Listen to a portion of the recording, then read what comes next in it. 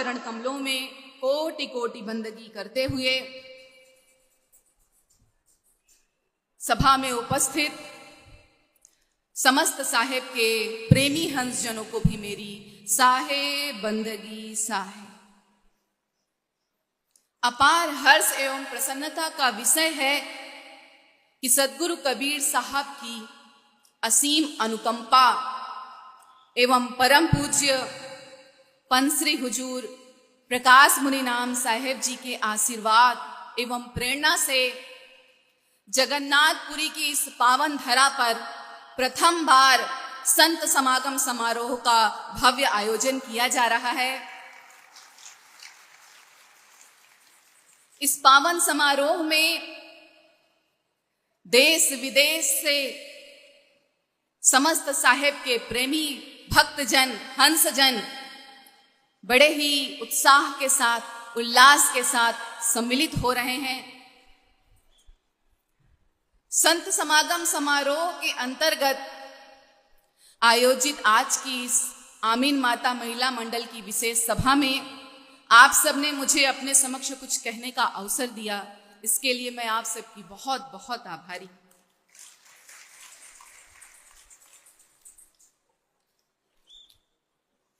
भक्ति प्रभाव मिटी सकल धर्मदास की पीर, कोटि जन्म के पुण्य ते सद्गुरु मिले कबीर। कोटि जन्मों करोड़ों जन्मों के पुण्य जब उदय होते हैं तो सच्चे गुरु पूर्ण गुरु का मिलन होता है, सद्गुरु का दर्शन होता है और सद्गुरु के दर्शन से जीवन की सबसे बड़ी पीर जन्म मरण की पीर आवागमन के चक्र से मुक्ति मिल जाती है।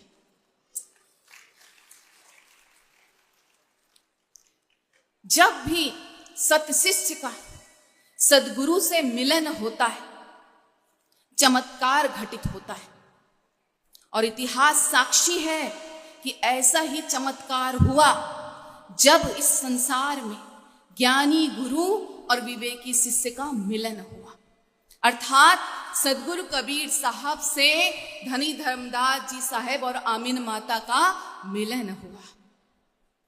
धनी धर्मदास जी साहेब और आमीन माता की अखंड भक्ति, अटूट प्रेम, अनन्य श्रद्धा विश्वास को देखकर सद्गुरु कबीर साहब ने उन्हें अपना प्रधान शिष्य बनाया और अटल 42 वंश की गुरुवाई का आशीर्वाद दिया।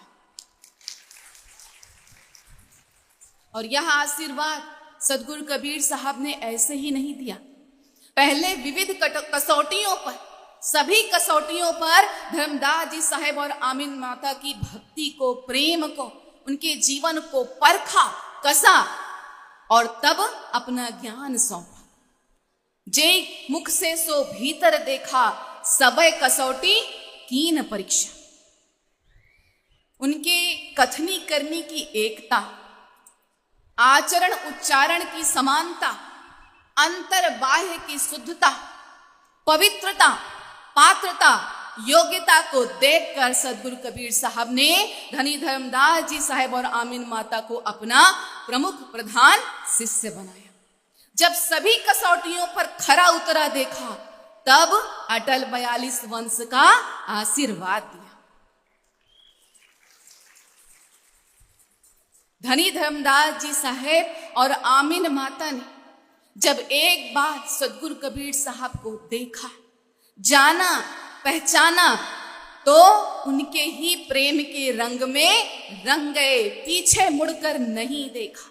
स्वयं को आकंठ सद्गुरु कबीर साहब की भक्ति में लीन कर लिया और अपने जीवन में सद्गुरु कबीर साहब से एकाकार हो गए।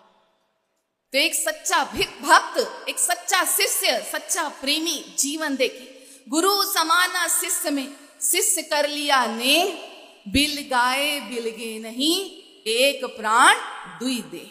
यह भक्ति है, प्रेम है कि गुरु शिष्य गुरु में मिलकर एक प्राण दुई देह बन जाता है।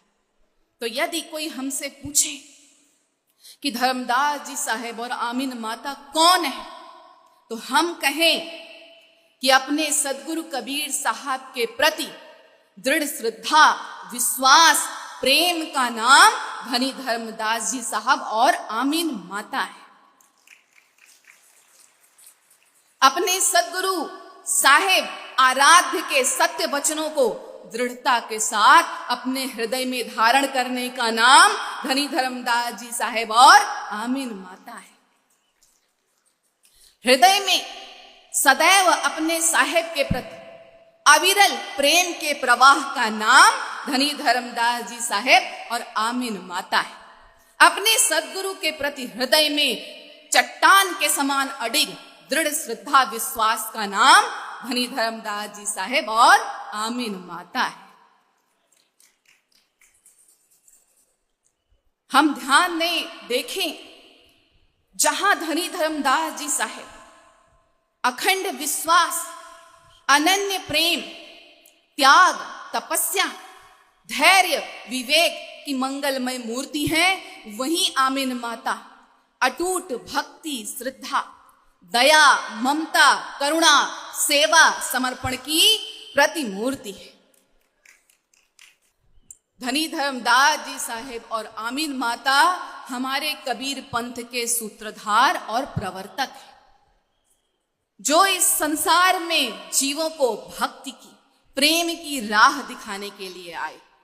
धनी धर्मदास जी साहेब और आमीन माता अपने सदगुरु के प्रेम में, भक्ति में लीन होकर जब कुछ कहते हैं तो सिर्फ मुख से नहीं कहते, उनका हृदय बोलता है, उनका आचरण बोलता है, उनका पूरा जीवन बोलता है। और हृदय से कही गई बात सामने वाले के हृदय को प्रभावित अवश्य करती है। तो धर्मदास जी साहेब और आमीन माता के विषय में कहूं कि धर्मनि आमीन सम को बड़ भागी, जो सदगुरु चरण परम अनुरागी। धर्मनि आमीन सम को बड़ भागी, जो सदगुरु चरण परम अनुरागी। देखिए, इस संसार में बड़भागी किसे कहा जाता है? क्यों धर्मदास जी साहेब और आमीन माता को भाग्यशाली, बड़भागी कह रहे हैं? इसका कारण समझे हम। देखिए, प्रथम तो इस संसार में मानव जीवन का मिलना भाग्य की बात है। इस संसार में मानव जीवन को प्राप्त करना भाग्य की बात है, जिसे पाने के लिए देवी देवता तक तरसते हैं। बड़े भाग मानुष तन पावा, सुर दुर्लभ सदग्रंथन गावा, तुलसीदास जी कहते हैं। और यदि इस संसार में मानव जीवन प्राप्त हो जाए तो हृदय में सत्य ज्ञान प्राप्ति की इच्छा, मुमुक्षा का जागृत होना सौभाग्य की बात है। इस संसार में जीव मानव तन प्राप्त तो कर लेता है, परंतु मैं कौन हूं, मैं कहां से आया हूं, मुझे कहां जाना है, मुझे अपने जीवन में क्या पाना है, कुछ ज्ञात नहीं होता। सिर्फ इस संसार में मानव तन प्राप्त करके भी खाओ पियो मौज करो, ईट ड्रिंक बी मैरी। बस मानव जीवन का उद्देश्य मनुष्य यही समझ पाता है, फलस्वरूप इस भवसागर में फंसा रह जाता है। तो मानव जीवन मिल जाए और हृदय में सत्य ज्ञान प्राप्ति की इच्छा जाग जाए कि मैं कौन हूं, मेरे जीवन में मुझे क्या प्राप्त करना है, इस मानव जीवन का क्या लक्ष्य है, क्या उद्देश्य है, यह भाव जागना सौभाग्य की बात है। आध्यात्म के क्षेत्र में मनुष्य बिना सद्गुरु की दया से आगे नहीं बढ़ सकता है। पांव दे एहि मार्ग सोई, जा पर कृपा सद्गुरु की हो। तो जीवन मिल जाए मानव का भाग्य की बात है। हृदय में सत्य ज्ञान प्राप्ति की इच्छा जाग जाए, सौभाग्य की बात है। परंतु सत्य ज्ञान को प्राप्त कराने वाले सद्गुरु मिल जाए तो यह जीवन में परम भाग्य, बड़ भाग्य की बात होती।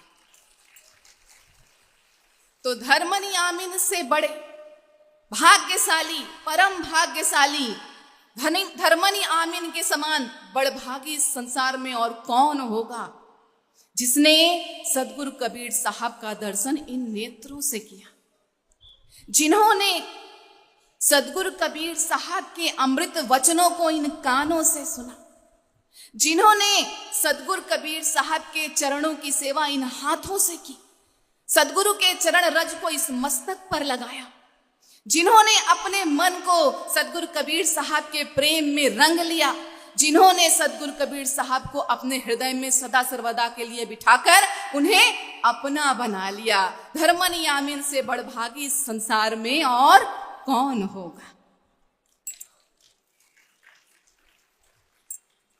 और भी कारण देखिए, धर्मन आमीन से बड़भागी इस संसार में कौन होगा, जिसके लिए सदगुरु कबीर साहब को इस संसार में स्वयं आना पड़ा। सदगुरु जिनके लिए, जिनका जीवन धन्य करने के लिए, जिन्हें समझाने चिताने के लिए स्वयं इस धरा पर आए, उनके भाग्य की क्या बड़ाई करूं। हम सभी अनुराग सागर में पढ़ते हैं, सटीक वर्णन लिखा हुआ है, पुरुष आवाज उठे तही बारा, ज्ञानी वेग जाहु संसार, सुकृत भव सागर चली गयु, काल जाल में सुध बिसरयु, तिनको जाय चेतावहु ज्ञानी, जही से चले पंथ निर्मानी, वंश 42 अंश हमारा, सुकृत ग्रह ले है अवतार। ये सदगुरु के वचन है। हम सभी जानते हैं कि उस अमरपुर में सदगुरु कबीर साहब को ज्ञानी और धर्मदास जी साहब को सुकृत नाम से संबोधित किया जाता है।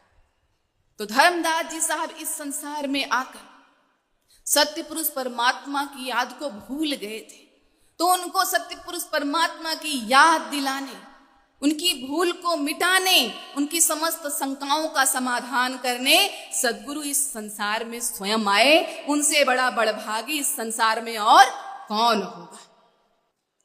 धर्मन आमीन के समान बड़भागी इस संसार में और कौन होगा। देखिए, भक्त शिष्य अपने सदगुरु की स्तुति करता है, वंदन करता है, उनके प्रेम के गीत गाता है, उनकी प्रशंसा करता है।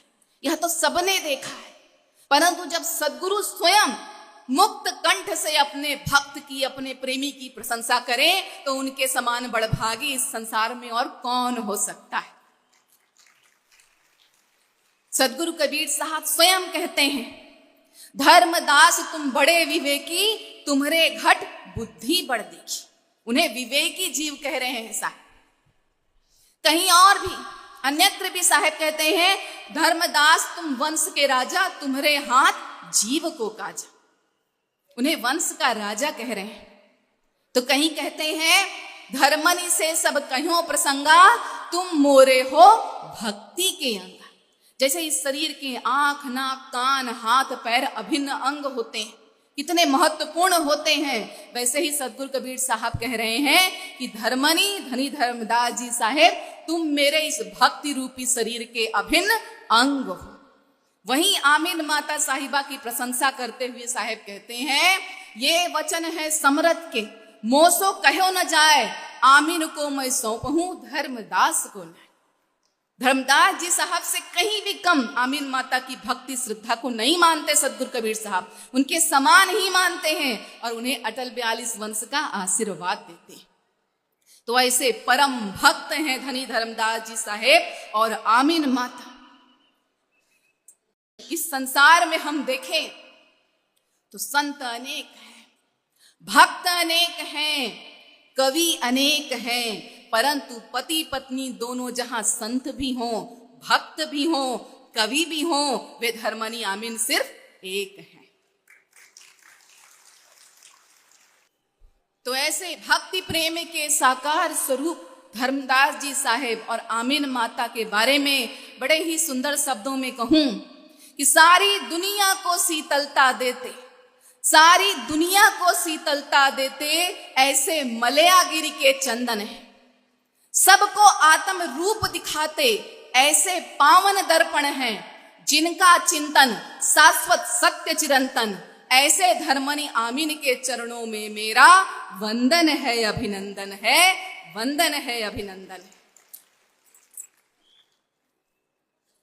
हम धर्मदास जी साहेब और आमीन माता के जीवन को देखें। धनी धर्मदास जी साहेब का इस धरा पर अवतरण, सदगुरु कबीर साहब के इस धरा पर प्रागट्य संवत 1455 विक्रम से 3 वर्ष पूर्व संवत 1452 में बांधवगढ़ में प्रसिद्ध कसौधन वैश्य परिवार में। संवत 1452 जानी जन्म लिए धर्मनि तब आनी। धनी धर्मदास जी साहेब के पिता का नाम मनमहेश साहू और माता का नाम सुधर्मावती। धर्मदास जी साहेब का विवाह पथरहट नगर की कन्या सुलक्षणावती से हुआ, जिन्हें हम कबीर पंथ में माता आमीन के नाम से जानते हैं। तो हमें पता है, हम यह बात पढ़ते आए हैं कि धर्मदास जी साहेब प्रारंभ में वैष्णव धर्म को मानते थे, सनातन धर्म के अनुयायी थे। नित्य प्रति उनके घर भजन कीर्तन हुआ करता था। उनके गुरु का नाम विठलेश्वर रूपदास जी था। तीर्थ भ्रमण के लिए भी धनी धर्मदास जी साहेब जाया करते थे। और ऐसे ही तीर्थ भ्रमण करते हुए जब प्रथम बार संवत 1519 विक्रम में मथुरा में धर्मदास जी साहेब की सदगुरु कबीर साहब से भेंट हुई। जब सदगुरु कबीर साहब ने धर्मदास जी साहेब को देखा, उस समय धर्मदास जी साहब सालिग्राम की पूजा कर रहे थे। सदगुरु कबीर साहब ने धर्मदास जी साहेब को मूर्ति पूजा की यथार्थता एवं आत्मा परमात्मा की सार्थकता के बारे में समझाते हुए कहा, ई घट में को बोलत आही, अहो साहू तुम चीन्हो ताही, जब लगता ही न चीन्हो भाई, पाहन पूजत जन्म नसाई। तो सदगुरु कबीर साहब के सत्य वचनों को जब धर्मदास जी साहेब ने सुना तो उनका हृदय झंकृत हो उठा, मन आंदोलित हो उठा, तिलमिला गए धर्मदास जी साहेब। जीवन में प्रथम बार ऐसा लगा कि अब तक तो मेरा सारा जीवन ही व्यर्थ चला गया। मैं व्यर्थ ही इतना समय इस संसार में भटकता रहा, अपने परमात्मा को अपने भीतर तो पाया ही नहीं। इस संसार को इतना रिझाया, परंतु हृदय में आत्म कमल तो खिला ही नहीं। तो धर्मदास जी साहेब व्याकुल हो उठे।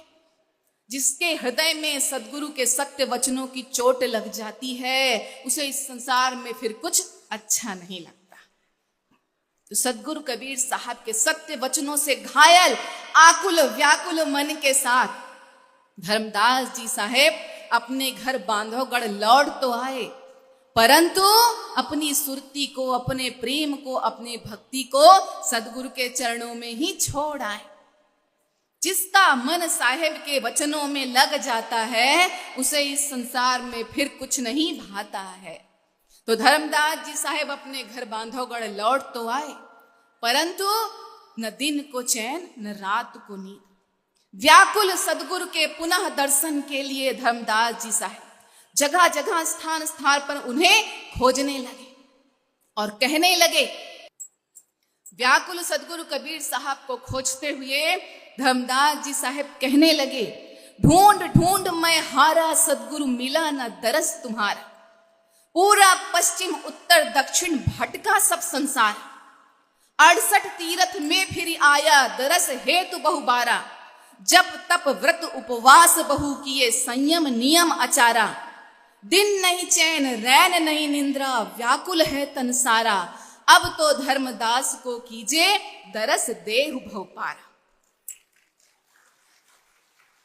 एक ही प्रार्थना, एक ही विनती धर्मदास जी साहेब के हृदय से उठ रही थी। उनका मन पुकार रहा था,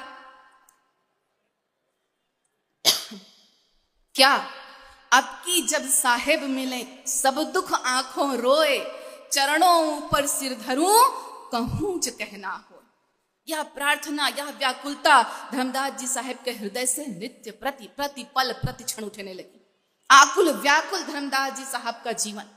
उनकी इस अधीर दशा को देखकर माता आमीन ने उन्हें काशी जाकर सदगुरु कबीर साहब के पुनः दर्शन की प्रेरणा दी। कहा, आप जाइए काशी और सदगुरु कबीर साहब से मिलिए। धर्मदास जी साहब जब काशी गए तो उन्हें वहां सदगुरु कबीर साहब का पुनः दर्शन हुआ और ऐसा लगा सदगुरु कबीर साहब का पुनः दर्शन हुआ, यानी धर्मदास जी साहब के जीवन में पुनः प्राण आ गए, पुनः नया जीवन शुरू हो गया, सब कुछ मिल गया। बड़े ही प्रेम से, मान मनुहार करते हुए, अनुनय विनय करते हुए, विनती करते हुए धर्मदास जी साहेब सदगुरु कबीर साहब को अपने घर बांधवगढ़ ले आए। और जब बांधवगढ़ सदगुरु कबीर साहब आए तो संवत 1520 के साला बांधवगढ़ कीन्ही धर्मशाला, बांधवगढ़ में नित्य प्रति सदगुरु कबीर साहब का सत्संग होने लगा, सत्य का संग होने लगा, जिससे धर्मनी आमीन का जीवन धन्य हो गया। बांधवगढ़ में कबीर चबूतरा अभी भी इस बात का प्रतीक है कि वहां सदगुरु कबीर साहब का नित्य प्रति सत्संग होता था। तो देखिए, ज्ञान प्रदान करने का एक माध्यम होता है, ज्ञान प्रदान करने का एक माध्यम होता है। ऐसा नहीं है कि सिर्फ शिष्य ही, सिर्फ भक्त ही अपने जीवन को धन्य करने के लिए, अपने जीवन में मुक्ति प्राप्त करने के लिए, सत्य ज्ञान की प्राप्ति के लिए सदगुरु की खोज में होता है। सदगुरु भी ऐसे शिष्य की खोज में होते हैं जिसे अपना सारा सत्य ज्ञान प्रदान कर सकें। एक ऐसे पात्र की खोज में सदगुरु भी होते हैं जिन पर अपनी सारा ज्ञान अमृत उड़ेल सकें। एक ऐसे शिष्य की खोज में होते हैं जो लोगों के जीवन को धन्य कर सके।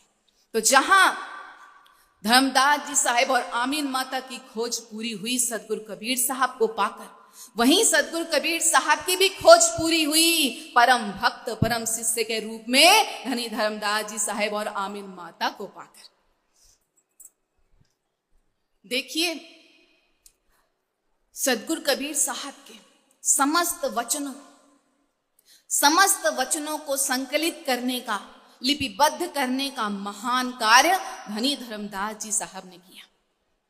जीव जगत माया आत्मा परमात्मा इत्यादि समस्त गूढ़ विषयों पर बड़े ही प्रेम भाव के साथ धनी धर्मदास जी साहेब सदगुरु कबीर साहब से प्रश्न करते जाते और सदगुरु कबीर साहब उनके समस्त प्रश्नों का समाधान करते जाते, जिन्हें धर्मदास जी साहेब उसी अर्थवत्ता भाव के साथ लिपिबद्ध करते चले, जो आज हमारे श्री सदगुरु कबीर धर्मदास साहेब वंशावली प्रतिनिधि सभा दामाखेड़ा में सदगुरु कबीर धर्मदास संवाद के रूप में, ग्रंथों के रूप में हमें उपलब्ध है, जिसे पढ़कर, समझकर, सुनकर, अपने जीवन में उतारकर हम धन्य कर पा रहे हैं। तो इसका श्रेय सिर्फ और सिर्फ धनी धर्मदास जी साहेब को है। यदि धर्मदास जी साहेब और आमीन माता इस संसार में न आते तो सदगुरु कबीर साहब के अमृत वचनों को सुनना, पढ़ना, अपने जीवन को धन्य करने का परम सौभाग्य हमें नहीं मिल पाता। तो संपूर्ण आध्यात्म के क्षेत्र में धर्मदास जी साहेब ने जो मानवता की ज्योति जलाई, सत्य ज्ञान की राह दिखाई, प्रेम की बगिया महकाई, उसके लिए संपूर्ण कबीरपंथी समाज धर्मदास जी साहेब और आमीन माता का सदैव ऋणी रहेगा, आभारी रहेगा। एक बात और ध्यान देने की कि सदगुरु कबीर साहब धर्मदास जी साहेब को धनी शब्द से क्यों संबोधित करते थे, क्यों जब भी कहते थे धनी धर्मदास कहते थे।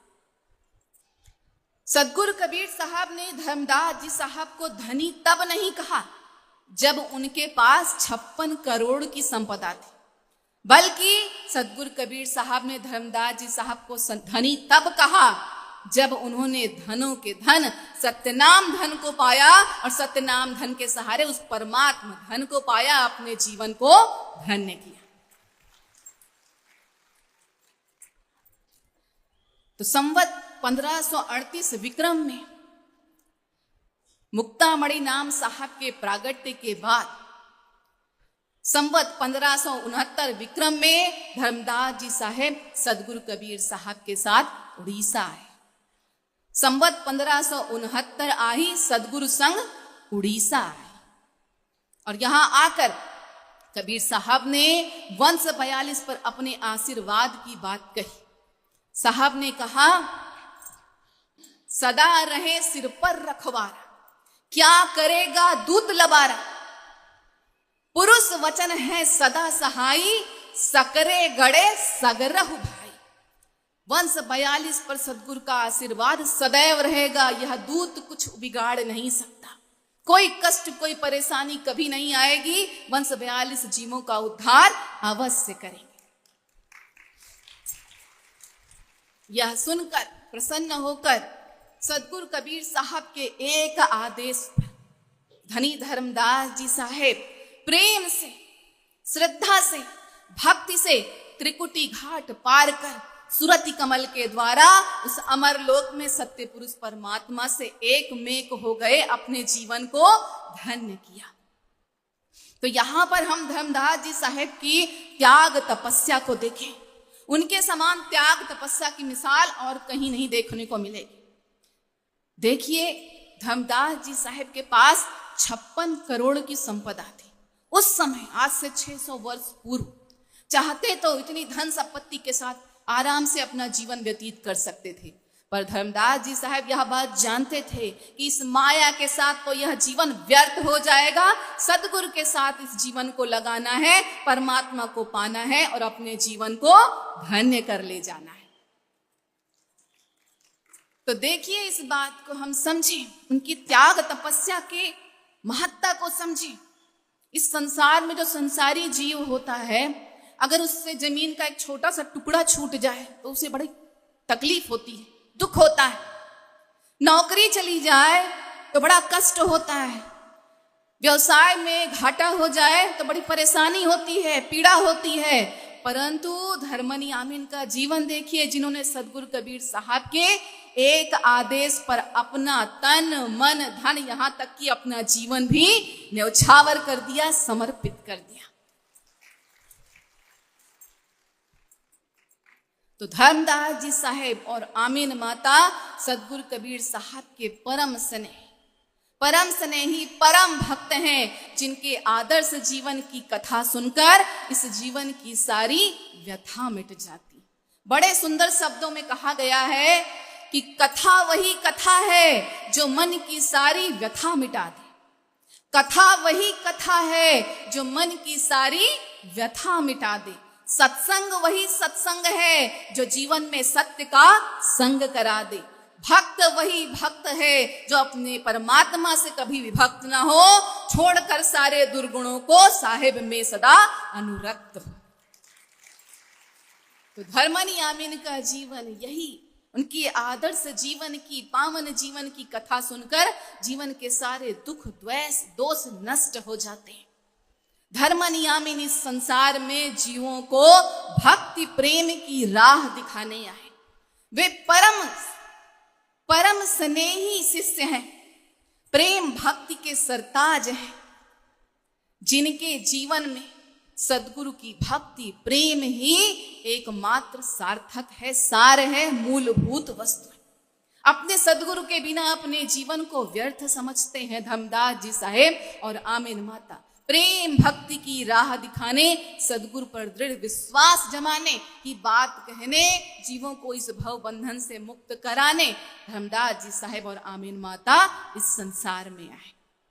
तो यदि हमें अपने जीवन को धन्य करना है, सफल करना है, सार्थक करना है, तो धर्मनी आमीन के जीवन से 5 प्रमुख बातों को अपने जीवन में धारण कर लेना है। हमारा यह जीवन धन्य हो जाएगा। कौन सी प्रमुख 5 बातें जो धर्मदास जी साहेब और आमीन माता का जीवन हमें सिखाता है?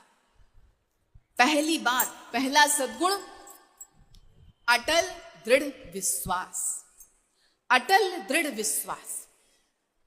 देखिए, जीवन में विश्वास के बिना काम नहीं चलता। लौकिक जीवन में भी हमें विश्वास करना पड़ता है। इस लौकिक जीवन में भी हमें विश्वास करना पड़ता है, बिना विश्वास के काम नहीं चलता। कहीं हमें जाना हो तो ड्राइवर के ऊपर विश्वास करते हैं ना कि वो हमें सही जगह पर पहुंचाएगा, कहीं भटका नहीं देगा। अपने बच्चों को विद्यालय पढ़ने भेजते हैं तो अध्यापक के ऊपर, शिक्षक के ऊपर विश्वास करते हैं ना कि वो जो पढ़ाएगा उसे पढ़कर बच्चा परीक्षा में पास हो जाए। विश्वास करते हैं। जब हम बीमार पड़ते हैं, कोई रोग हो जाता है, तो उसके उपचार के लिए डॉक्टर के पास जाते हैं। डॉक्टर हमें दवाई देता है तो उसकी दवाई को खाकर हम ठीक हो जाएंगे। यहाँ तक कि ऑपरेशन के लिए भी तैयार हो जाते हैं कि मरेंगे नहीं भाई, ठीक हो जाएंगे, डॉक्टर पर विश्वास करते हैं। और भी देखिए, बड़े बड़े पुल बने होते हैं, उस पुल के ऊपर से, पुल के नीचे से गुजर जाते हैं, तो इस विश्वास के साथ कि इंजीनियर ने जो पुल बनाया है वो इतना पक्का बनाया होगा कि गिरेगा नहीं, हम उसके नीचे दबकर मरेंगे नहीं। उसकी बनाई गई कला पर विश्वास करते हैं। और भी देखिए, जब बाल कटाना हो तो किसके पास जाते हो? नाई के पास। इतना बड़ा चमकदार उस तरह लेकर खड़ा होता है। अगर कहीं कोई धारदार हथियार लेकर खड़ा हो तो वहां खड़े होंगे, भाग खड़े होंगे कि भाई ये तो मार डालेगा। परंतु उस नाई के ऊपर विश्वास करते हो, अपने सिर को झुकाते हैं कि बाल ही काटेगा, गर्दन नहीं उड़ाएगा। विश्वास करते हैं। तो जब इस लौकिक जीवन में विश्वास के बिना काम नहीं चलता, वैसे ही पारलौकिक जीवन में भी अपने सद्गुरु के प्रति विश्वास के बिना काम नहीं चलता है। इस संसार में भक्ति मार्ग का ज्ञान ही नहीं है। भक्ति मार्ग का ज्ञान ही नहीं है तो भक्ति मार्ग पर चल कैसे पाएंगे? अपने जीवन में लक्ष्य को कैसे प्राप्त करेंगे? आत्मदर्शन हुआ नहीं है तो परमात्मा दर्शन को कैसे पाएंगे? इस संसार के सबसे बड़े रोग, भव रोग का उपचार ज्ञात नहीं है तो उसका इलाज कैसे कर पाएंगे? उस पीड़ा से स्वयं को मुक्त कैसे कर पाएंगे? तो सद्गुरु पर विश्वास करना पड़ेगा। विश्वासम फलदायकम। बिना विश्वास के इस संसार में काम चलने वाला नहीं। परमात्मा को पाने के लिए इस संसार में मनुष्य चाहे जितने भी जतन कर ले, परंतु यदि अपने सद्गुरु पर विश्वास नहीं है तो कभी सफल नहीं हो पाएगा जीव, परमात्मा को कभी नहीं प्राप्त कर पाएगा जीव। साहेब इस विषय पर बड़ी सुंदर सी बात कहते हैं। साहेब कहते हैं, गुण गावे लवलीन होए, तृष्णा डायन पास, सबही पिछौरे थोथरा, एक बिना विश्वास। एक बिना विश्वास के जीव इस संसार में परमात्मा को पाने के लिए चाहे जो भी प्रयत्न कर ले, यत्न कर ले, जतन कर ले, वह बिल्कुल ऐसा ही होगा जैसे सूप में थोथरा को पछोरना। थोथरा अर्थात भूसा। अनाज निकाल लेने के बाद जो भूसा बचता है, अगर उसे सूप में लेकर पछोरेंगे तो कुछ मिलेगा क्या? कुछ नहीं मिलेगा।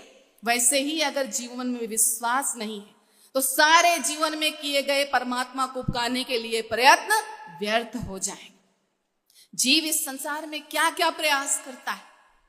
ज्ञान करे बहु ध्यान धरे, पोथी पढ़े सो अर्थ लगावे, योग करे वस काम करे, 10 इंद्रिय अपना कर लावे, भूत भविष्य वर्तमान बतावे, कोटिन तीर्थ में फिर आवे, सद्गुरु शब्द प्रसंग बिना जन्म अनेकन काल न चावे। तो ये सारी प्रक्रियाएं कर लो, परंतु यदि अपने साहेब के प्रति, अपने गुरु के प्रति हृदय में विश्वास नहीं है तो ये सारे यत्न कुछ काम नहीं आने वाले हैं। जीव काल माया के बंधन में बंध ही जाएगा और इस भवसागर में सदा सर्वदा के लिए फंसा ही रह जाएगा। तो विश्वास करना है। अगर अपने जीवन में परमात्मा को पाना है तो सद्गुरु पर विश्वास जमाना है। देखिए, एक बात कही जाती है कि यदि मनुष्य को अपने जीवन में डेस्टिनेशन को पाना है, डेस्टिनेशन अर्थात लक्ष्य, अगर मनुष्य को अपने जीवन में डेस्टिनेशन को पाना है तो उसे 3 बातें ध्यान देनी होगी। पहला है डेडिकेशन, दूसरा है डिवोशन और तीसरा है डिटर्मिनेशन। डेडिकेशन अर्थात पूर्ण समर्पण, डिवोशन अर्थात उपासना का भाव और डिटर्मिनेशन अर्थात दृढ़ संकल्प विश्वास। तो परमात्मा इस संसार में अपने जीवन में लक्ष्य परमात्मा अवश्य मिलेंगे यदि जीव दृढ़ संकल्प विश्वास के साथ अपने सद्गुरु के चरण शरण हो, समर्पित हो और उनकी पूजा उपासना करे, अपने जीवन को धन्य बनाए। तो विश्वास तो जीवन में रखना पड़ेगा। देखिए, इस विषय में तुलसीदास जी, विश्वास के विषय में तुलसीदास जी बड़ी सुंदर बात कहते हैं। तुलसीदास जी कहते हैं, तुलसी बिरवा बाग के सींचत हूं कुमलाए, राम भरोसे जो रहे पर्वत पर हरियाए। माली बगीचे में पौधे लगाता है, पानी देता है, खाद देता है, सेवा करता है, परंतु फिर भी इतनी सेवा करने के बाद भी उन पौधों में से कुछ पौधे सूख जाते हैं, मुरझा जाते हैं। परंतु उन पौधों का क्या, जो राम भरोसे जो रहे पर्वत पर हरियाए। पर्वतों के बीच में, कठोर पत्थर की शिलाओं के बीच में जो पौधे उगे हैं, उन्हें कौन पानी देने जा रहा है, उन्हें कौन खाद देने जा रहा है? वो सदा हरे भरे क्यों है? क्योंकि वे राम भरोसे हैं। तो विश्वास हृदय में रखना है। यही बात हमें सदगुरु कबीर साहब भी समझाते हैं। साहेब कहते हैं, चिंता छोड़ अचिंत रहो, देनहार समरथ, पशु पक्षी को देत है जिनके गांठ न अर्थ। क्यों चिंता करना? चिंता छोड़ दो, वो परमात्मा सबके रखवाले हैं, वो हमारी रक्षा भी करेंगे। देखो, पशु पक्षियों की भी रक्षा करते हैं जिनके न कोई जेब है कि उसमें धन भर ले और न कोई बैंक बैलेंस। पशु पक्षी के पास कोई बैंक बैलेंस, कोई जेब नहीं होती जिसमें आगे के लिए, भविष्य के लिए धन सहेज ले। परंतु क्यों? क्योंकि वे परमात्मा के भरोसे हैं, साहेब के भरोसे हैं, तो साहेब उनकी रक्षा अवश्य करते हैं। तो क्यों चिंता करना? क्यों चिंता करना? वो जब इस संसार में भेजे हैं तो इस संसार को संभालेंगे भी वही। जब इस संसार में जीव को भेजा है तो संभालेंगे भी वही। बस उन पर दृढ़ विश्वास बनाए रखना है। परंतु जीव विश्वास ही तो नहीं कर पाता, जीव विश्वास ही तो नहीं कर पाता है। देखिए, इस विषय पर एक बड़ी सुंदर सी कहानी। एक बार एक संत जी थे, एक गुरु थे। वो रोज सत्संग किया करते थे। उनके सत्संग में 2 शिष्य आया करते थे। रोज सत्संग सुनने के लिए 2 व्यक्ति, 2 शिष्य रोज आया करता था। दोनों शिष्यों में एक शिष्य था संदेही शिष्य और एक शिष्य था विश्वासी शिष्य। तो जो विश्वासी शिष्य था वो सत्संग सुनने बैठता था तो संत जी के, गुरु के सत्य वचनों पर विश्वास करके प्रेम पूर्वक मुस्कुराते हुए सत्संग सुना करता था। परंतु जो संदेही शिष्य था वो हर प्रश्न पर, हर बात पर तर्क कुतर्क किया करता था, संदेह किया करता था। एक दिन सत्संग में परमात्मा प्राप्ति पर चर्चा। परमात्मा प्राप्ति की बात सुनकर संदेही शिष्य के मन में संदेह जागा, एक प्रश्न जागा कि संत जी के यहाँ मैं इतने दिन से सत्संग सुनने आ रहा हूं, अब तक मुझे परमात्मा का दर्शन क्यों नहीं हुआ? अब तक मुझे परमात्मा का दीदार क्यों नहीं हुआ? मुझे परमात्मा का दर्शन करना है। और बस फिर रोज वह संत जी के सत्संग के बाद खड़ा होता और संत जी से कहता, मुझे परमात्मा के दर्शन कराइए। संत जी वहां से उठते और चले जाते। ये रोज का क्रम हो गया था। विश्वासी शिष्य ने यह देखा तो कहा संदेही शिष्य से कि तुम यह रोज क्या कहते हो? संदेही शिष्य ने कहा, इतने दिन से हम सत्संग कर रहे हैं, हमें परमात्मा का दर्शन नहीं मिला है, हमें परमात्मा का दर्शन करना है। विश्वासी शिष्य ने कहा, तो इसके लिए कहने की क्या आवश्यकता है? वो तो संत है, गुरु हैं। जिस दिन हमें पात्र जानेंगे, जिस दिन समझेंगे कि हम परमात्मा के दर्शन के योग्य हो गए हैं, लायक हो गए हैं, वे स्वयं हमें दर्शन करा देंगे। ये कोई पूछने कहने की बात है? विश्वास तो करके देख।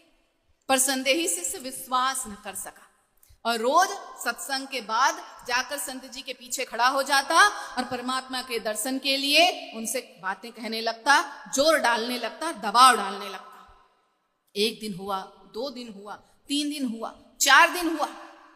5वें दिन वह संदेही शिष्य खड़ा हुआ सत्संग के बाद और बोला, आज तो आप जब तक मुझे परमात्मा का दर्शन नहीं कराएंगे मैं यहां से हिलूंगा नहीं। आपको मुझे परमात्मा का दर्शन कराना पड़ेगा। संत जी ने कहा, ठीक है, तुझे परमात्मा का दर्शन करना है तो एक काम कर, ये सामने जो पेड़ लगा है, इस पेड़ पर चढ़ जा और पेड़ के ऊपर से तू देखना, मैं पेड़ के नीचे एक गोला बना रहा हूं, एक घेरा बना रहा हूं, तो उस गोले में, उस घेरे में कूद जाना, तुझे परमात्मा के दर्शन हो जाएंगे। संदेही शिष्य ने कहा, बस इतनी सी बात, अवश्य। यह बोलकर वह पेड़ पर चढ़ गया। संदेही शिष्य पेड़ पर चढ़ गया और पेड़ पर जैसे ही चढ़ा, संत जी ने, गुरु जी ने नीचे एक घेरा बनाया, एक गोला बनाया और उस गोले के बीचों बीच में एक भाला गाड़ दिया। एक भाला उस छोटे से गोले के बीचों बीच में गाड़ दिया। अब संदेही शिष्य ने ऊपर से देखा, नीचे गोले में बीचों बीच एक भाला गड़ा है। अगर मैं इसके ऊपर कूदूंगा तो मेरे तो प्राण चले जाएंगे, मैं तो मर जाऊंगा, कहां परमात्मा को पाऊंगा। ये संत जी क्या कर रहे हैं, भाला गाड़ दिए, मेरे तो प्राण ही चले जाएंगे। तो वह उस गोले में कूद नहीं सका, वह उस घेरे में कूदने की शक्ति नहीं जुटा पाया। थोड़ा देर तक खड़ा रहा पेड़ पर और फिर धीरे से नीचे उतर आया। उसे यह करते हुए विश्वासी भक्त ने देखा, विश्वासी शिष्य ने देखा और बोला, यह तुम क्या कर रहे थे? तो संदेही शिष्य ने कहा, मैं संत जी से रोज कह रहा था कि मुझे परमात्मा का दर्शन करना है, मुझे परमात्मा का दर्शन करना है, और उन्होंने देखो मुझे आज इस पेड़ पर चढ़ा दिया और नीचे इस गोले में भाला गाड़ दिया और बोलते हैं इस पर कूद जाओ। मैं क्या पागल हूं, इस पर कूदूंगा मेरी जान चली जाएगी, मेरे प्राण चले जाएंगे। विश्वासी जीव ने कहा, विश्वासी भक्त ने, शिष्य ने कहा, क्या कहा? यह गुरु जी ने कहा है, यह संत जी ने कहा है। संदेही शिष्य ने कहा, और क्या, और कौन कहेगा, गुरु जी ने ही कहा है, पर मैं तो अपने प्राण बचाकर भाग आया। विश्वासी जीव ने एक पल की भी देर नहीं लगाई, बस इतना सुनते ही कि गुरु जी ने कहा है, संत जी ने कहा है, वह उस पेड़ पर चढ़ा और बिना एक पल की भी देरी किए हुए अपने गुरु का नाम लेकर उस भाले पर, उस गोले के बीचों बीच कूद गया। और कूदते ही क्या हुआ, कूदते ही क्या हुआ, उस विश्वासी शिष्य को कोई चोट नहीं लगी, क्योंकि भाला तो वहां से गायब हो चुका था और गोले के बीचों बीच खुद परमात्मा खड़े थे अपनी गोद में उस विश्वासी शिष्य को उठाए हुए। और संत जी बगल में खड़े मुस्कुरा रहे थे। तो यह होता है विश्वास का परिणाम। जो अपने गुरु पर, अपने साहेब पर विश्वास करता है ना, परमात्मा उसे अपनी गोद में उठाकर उसकी दिशा का निर्देशन करते हैं, उसके जीवन को संभालते हैं। तो विश्वास तो करें। साहेब कहते हैं, गुरु की आज्ञा आवही, गुरु की आज्ञा जाए, कहें कबीर तीन लोक में। साहेब कहते हैं, गुरु की आज्ञा आवही, गुरु की आज्ञा जाए, कहें कबीर वा जीव को तीन लोक भय ना है। तो भयभीत क्यों होना है? साहेब पर विश्वास करना है, श्रद्धा रखनी है, दृढ़ विश्वास रखना है। क्यों भटकना? जब हम साहेब के विषय में रोज कहते हैं ना कि सदगुरु दीन दयाल हैं संतन के आधार, भव सागर अथाह से खेई उतारो पार। तो सिर्फ शब्दों में नहीं कहना है, इस बात को मानना है कि वे दीन दयाल हैं, वह दया के सागर हैं, दया करने के लिए ही जीवों पर इस संसार में आए हैं। दीन हमें बनना है, दृढ़ श्रद्धा विश्वास हमें अपने भीतर रखना है, तब उनकी दया को अपने जीवन में पाकर हम अपने जीवन को धन्य कर पाए। विश्वास तो रखें। जब साहेब स्वयं इस बात को कह रहे हैं कि मैं कबीर बिचलऊं नहीं शब्द मोर समरथ, ताको लोग पहुंचाई हो जो चढ़े शब्द के रथ। मैं अपनी शरण में आए जीव का उद्धार अवश्य करूंगा, उसके जीवन को सफल सार्थक धन्य अवश्य करूंगा। फिर भी संदेह नहीं करना है, विश्वास रखना है, दृढ़ विश्वास रखना है।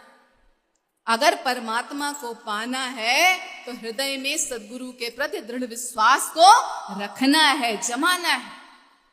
परंतु जीव परमात्मा को चाहता ही कहाँ है? साहेब पर विश्वास दृढ़ रखे तब जब उसे अपने जीवन में सिर्फ परमात्मा को पाना हो।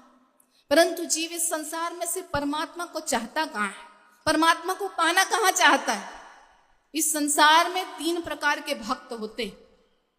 पहला होता है भय भक्त, पहला होता है भय भक्त, जो इस संसार में अपने साहिब की बंदगी करने उनके चरण शरण से इसलिए होता है, उनकी शरण में सिर्फ इसलिए जाता है कि मेरा इस संसार में कुछ बुरा ना हो जाए, कहीं कुछ गलत ना हो जाए, कहीं कुछ बुरा ना हो जाए, इस डर से जीव साहिब की शरण में जाता है। तो वो होता है भय भक्त।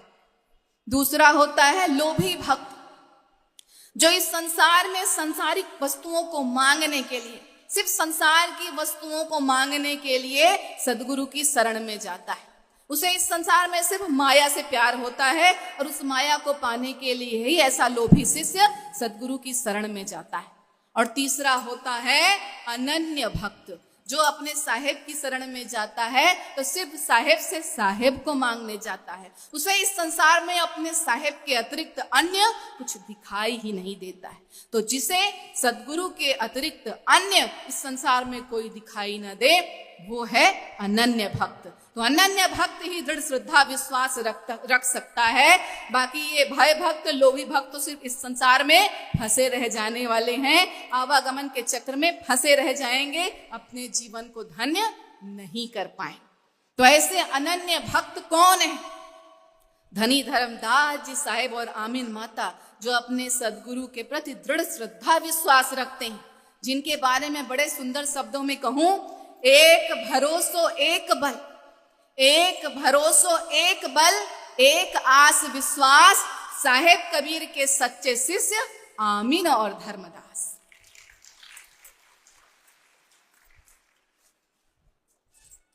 दूसरी बात, दूसरा सद्गुण जो धर्मदास जी साहेब और आमीन माता के जीवन से हमें सीखना है, वह है अखंड अविरल प्रेम भक्ति।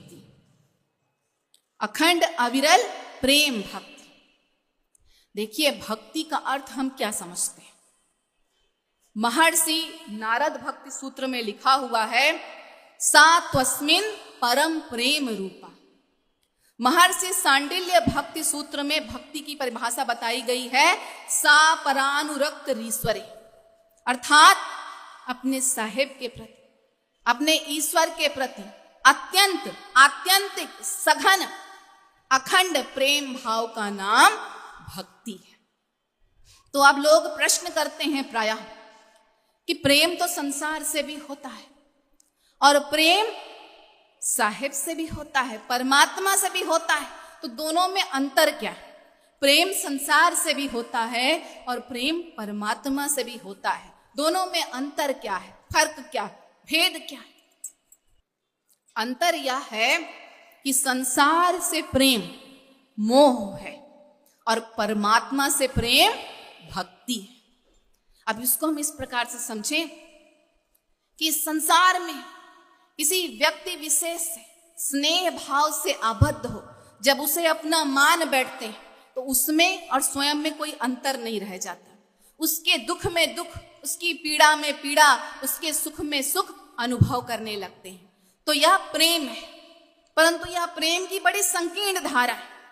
सदगुरु कबीर साहब की प्रेम धारा इतनी विस्तृत, व्यापक, सार्वभौमिक है, इसमें सारा संसार बहता है। संसार के समस्त जीवों के प्रति प्रेम, स्नेह, अपनत्व, सौहार्द का भाव ही भक्ति है, जिसका पाठ सदगुरु कबीर साहब हमें सिखाते हैं, पढ़ाते हैं, जो जीव के लिए परम पद प्राप्ति के अमृत द्वार खोल देता है, स्वर्णिम द्वार खोल देता है। देखिए, जब संसार के प्रत्येक जीव में हम परमात्मा का दर्शन करेंगे, संसार के प्रत्येक जीव में हम परमात्मा का दर्शन करेंगे, परमात्मा का दीदार करेंगे, तो हम सिर्फ सबसे प्यार ही करेंगे। उस स्थिति में हमारे लिए न कोई विशेष होगा, न कोई साधारण होगा, बल्कि यह सारा संसार परमात्ममय हो जाएगा। और जब यह सारा संसार हमारे लिए परमात्ममय हो जाए, उस दिन हम समझें कि हमने प्रेम की वास्तविक परिभाषा समझी। साहेब हमें समझा रहे हैं, प्रेम प्रेम सब कोई कहे, प्रेम न चीन्हे कोई, जाहि प्रेम साहेब मिले, प्रेम कहावे। तो जिस प्रेम से परमात्मा मिल जाए, तो वह भाव देखिए, जब इस संसार के प्रत्येक जीव में हम उस परमात्मा का दीदार कर रहे हैं, तो ना हमारे लिए कोई विशेष है, ना कोई साधारण है, सब हमारे हृदय के उतने ही समीप हैं, करीब है। हम सबसे एक भाव से प्रेम करेंगे, सर्वत्र उस परमात्मा का दीदार करेंगे और सभी जीवों से प्यार करेंगे, तब यह भाव भक्ति होगी। यह भाव भक्ति होगी। भक्ति का अर्थ यही है, सभी जीवों में उस परमात्मा का दीदार करना और प्रत्येक जीव से प्यार करना। तभी साहेब कहते हैं, भक्ति भक्ति सब कोई कहे, भक्ति न चीन्हे कोय, पूर्ण भक्ति सो जानिए, जा पर कृपा सदगुरु की हो। यह भक्ति भाव बिना गुरु के कृपा से हमारे जीवन में नहीं आ सकता। हम प्रेम के पथ पर हम चलेंगे जरूर, परंतु काल माया के बंधन में कहीं ना कहीं फंस ही जाएंगे, उलझ ही जाएंगे। वो कहीं ना कहीं हमें उलझा ही देगा, रोक ही देगा, बांध ही देगा। परंतु जब सदगुरु जीवन में आएंगे तो भक्ति की राह दिखाएंगे, जिसमें हमारे लिए कोई विशेष नहीं होगा, सभी परमात्मा के स्वरूप होंगे। उसके बाह्य स्वरूप से हमें कोई फर्क नहीं पड़ेगा, सामने वाले जीव के बाह्य स्वरूप से हमें कोई फर्क नहीं पड़ेगा। हम देखेंगे तो उसके भीतर बैठे उस परमात्मा को और उनसे प्रेम करेंगे। जिस दिन यह भाव आएगा, उस दिन हम भक्ति को समझ पाएंगे, और यह भक्ति की राह हमें हमारे सदगुरु दिखाते हैं। सदगुरु क्या करते हैं? तुलसीदास जी इस विषय में बड़ी सुंदर बात कहते हैं। तुलसीदास जी कहते हैं, बिनु जाने नहीं होय प्रतीति, बिनु प्रतीति होय नहीं प्रीति, बिना प्रीति नहीं भक्ति दृढ़ाई, जिमि खगेश जल की चिकनाई। जब सदगुरु सत्य पुरुष परमात्मा के बारे में जीव को सत्य ज्ञान देते हैं, तब हृदय में दृढ़ श्रद्धा विश्वास जागता है। बिनु जाने नहीं होय प्रतीति, जब तक हम परमात्मा के बारे में सत्य ज्ञान नहीं प्राप्त करें, हमें विश्वास नहीं होगा। और विश्वास जब जीवन में आएगा, तब जीवन में प्रेम का प्रवेश होगा, और प्रेम के द्वारा ही जीव भक्ति की राह पर आगे चल पाएगा। जिसके जीवन में प्रेम नहीं, उसका जीवन भक्ति की राह पर कभी नहीं आगे बढ़ सकता। कैसे? जैसे जल में चिकनाई होती है ना, तेल घी को जल पर डाल दो तो वो कभी जल से एक में एक नहीं होती, ऊपर ही तैरती रहती है। वैसे ही परमात्मा के प्रेम के नाम पर, भक्ति के नाम पर हम इस संसार में ऊपर ऊपर ही तैरते रहेंगे, परमात्मा को पा नहीं पाएंगे, बंधन में ही फंसे रह जाएंगे। तो हमें प्रेम करना है, भक्ति करना है, सबसे करना है। यही 2.5 अक्षर के प्रेम का पाठ हमारे सदगुरु प्रत्येक जीव को पढ़ाते हैं। 2.5 अक्षर है प्रेम का, पर तासीर इसकी भारी है। दिल से अपना कर देखो, फिर सारी दुनिया तुम्हारी है। तो ये 2.5 अक्षर प्रेम का पाठ हमें पढ़ना है। इस 2.5 अक्षर के प्रेम का पाठ पढ़कर ही हम अपने जीवन को धन्य कर सकते हैं। देखिए, जो संसारी जीव होता है, जो माया मोह के बंधन में बंधा होता है, वो सदगुरु से प्रेम भक्ति के नाम पर क्या मांगता है, क्या कहता है? संसार की वस्तुओं को मांगता है। मुझे घर दे दो, बंगला दे दो, गाड़ी दे दो, नौकरी नहीं लगी है, व्यवसाय नहीं चल रहा है, कुछ ऐसा हो जाए कि बढ़िया नौकरी मिल जाए, मंत्री बन जाऊं, उच्च पद पे बैठ जाऊं, व्यवसाय में घाटा हो रहा है, दिन दूनी रात चौगुनी तरक्की हो, सब कुछ बढ़िया चले जीवन में। यह मांग रखने लोग परमात्मा की भक्ति प्रेम के नाम पर सदगुरु की शरण में जाते हैं। परंतु जो सच्चा भक्त होता है, जो सच्चा प्रेमी होता है, वह साहेब से साहेब को मांगता है, इस संसार की वस्तुओं को नहीं मांगता है। इस विषय पर बड़ी सुंदर सी बात कही गई है। कुछ लोग साहेब से संसार मांगते हैं, कुछ लोग साहेब से संसार मांगते हैं, घर बार मांगते हैं, जगत के पीछे जगदीश्वर को भूल तरह तरह के उपहार मांगते हैं। परंतु भाग्यशाली हैं वे लोग जो साहेब से साहेब का प्यार मांगते हैं। तो मांगना है तो ऐसा मांगो कि फिर कुछ मांगना शेष ही न रह जाए। तो जो साहेब का सच्चा प्रेमी होता है, भक्त होता है, वो अपने साहेब से सदैव उनका प्रेम मांगता है, उनकी भक्ति मांगता है, सांसारिक वस्तुओं की कामना नहीं करता। तो ऐसी प्रेम, ऐसी भक्ति कहाँ मिलेगी देखने? धर्मन यामिन के जीवन में। जहां धर्मदास जी साहेब कह रहे हैं, भक्ति दान मोहि दीजिए हे देवन के देवा, चरण कमल बिसरो नहीं करी हो पद सेवा। भक्ति का दान मांग रहे हैं, अपने सदगुरु की शरण में जाकर सिर्फ उनका प्रेम, उनकी भक्ति को मांग रहे हैं। जो एक परम भक्त होता है वो इस संसार में सर्वत्र अपने परमात्मा का ही दीदार करता है, और जब अपनी आंखें खोलता है तो क्या कहता है? एक परम भक्त, एक परम साधक, एक परम शिष्य जब इस संसार में अपनी आंखें खोलता है तो क्या कहता है? खुले नैन में हंसी हंसी देखूं, सुंदर रूप निहारूं। अपने परमात्मा के स्वरूप को निहारता है। और जब आंखें बंद करता है तो क्या कहता है? सपने में इच्छा ना उठे, सदगुरु आन तुम्हारी। मैं स्वप्न भी देखूं, अपनी आंखें भी बंद करूं, तो आपके अलावा मुझे इस संसार में और कुछ नहीं दिखता। जन्म मरण के साथी हो जाते हैं सदगुरु। परम शिष्य, परम साधक धर्मदास जी साहेब के लिए सदगुरु कबीर साहब उनके सबसे सच्चे परम मीत गुरु, मेरे जन्म मरण के साथी, नहीं बिसरऊं दिन रात। यह उनकी भक्ति भावना है। वहीं आमीन माता को देखिए, आमीन माता अपने सदगुरु के प्रेम में पदी क्या कहती हैं? मेरी प्रीत लगी गुरु नाम से, जैसे चंद्र चकोर एकटक लागे ध्यान से, जैसे मीन नीर के बिछुड़े, जलबिन त्यागत प्राण सो, आमीन प्रीत गही सदगुरु से, छाणी विरह रसकांस। जैसे चंद्रमा को चकोर देखता है, जैसे जल के बिना मछली अपना जीवन त्याग देती है, वैसे ही मेरे सदगुरु के बिना मेरा जीवन व्यर्थ है। सदगुरु आप हैं तो मेरा जीवन है, नहीं तो मेरा जीवन व्यर्थ है। वहीं अन्यत्र भी आमीन माता कहती हैं, तुम अंग मेरे बसो साहेब घटपूर्ण प्रीत समाई के, प्राण बिना जिम झूठी काया, तुम बिना सब वाद है। जैसे आत्मा के बिना, प्राण के बिना इस शरीर का कोई अर्थ नहीं, वैसे ही है सदगुरु आपके प्रेम, आपकी भक्ति के बिना मेरे इस जीवन का कोई अर्थ नहीं।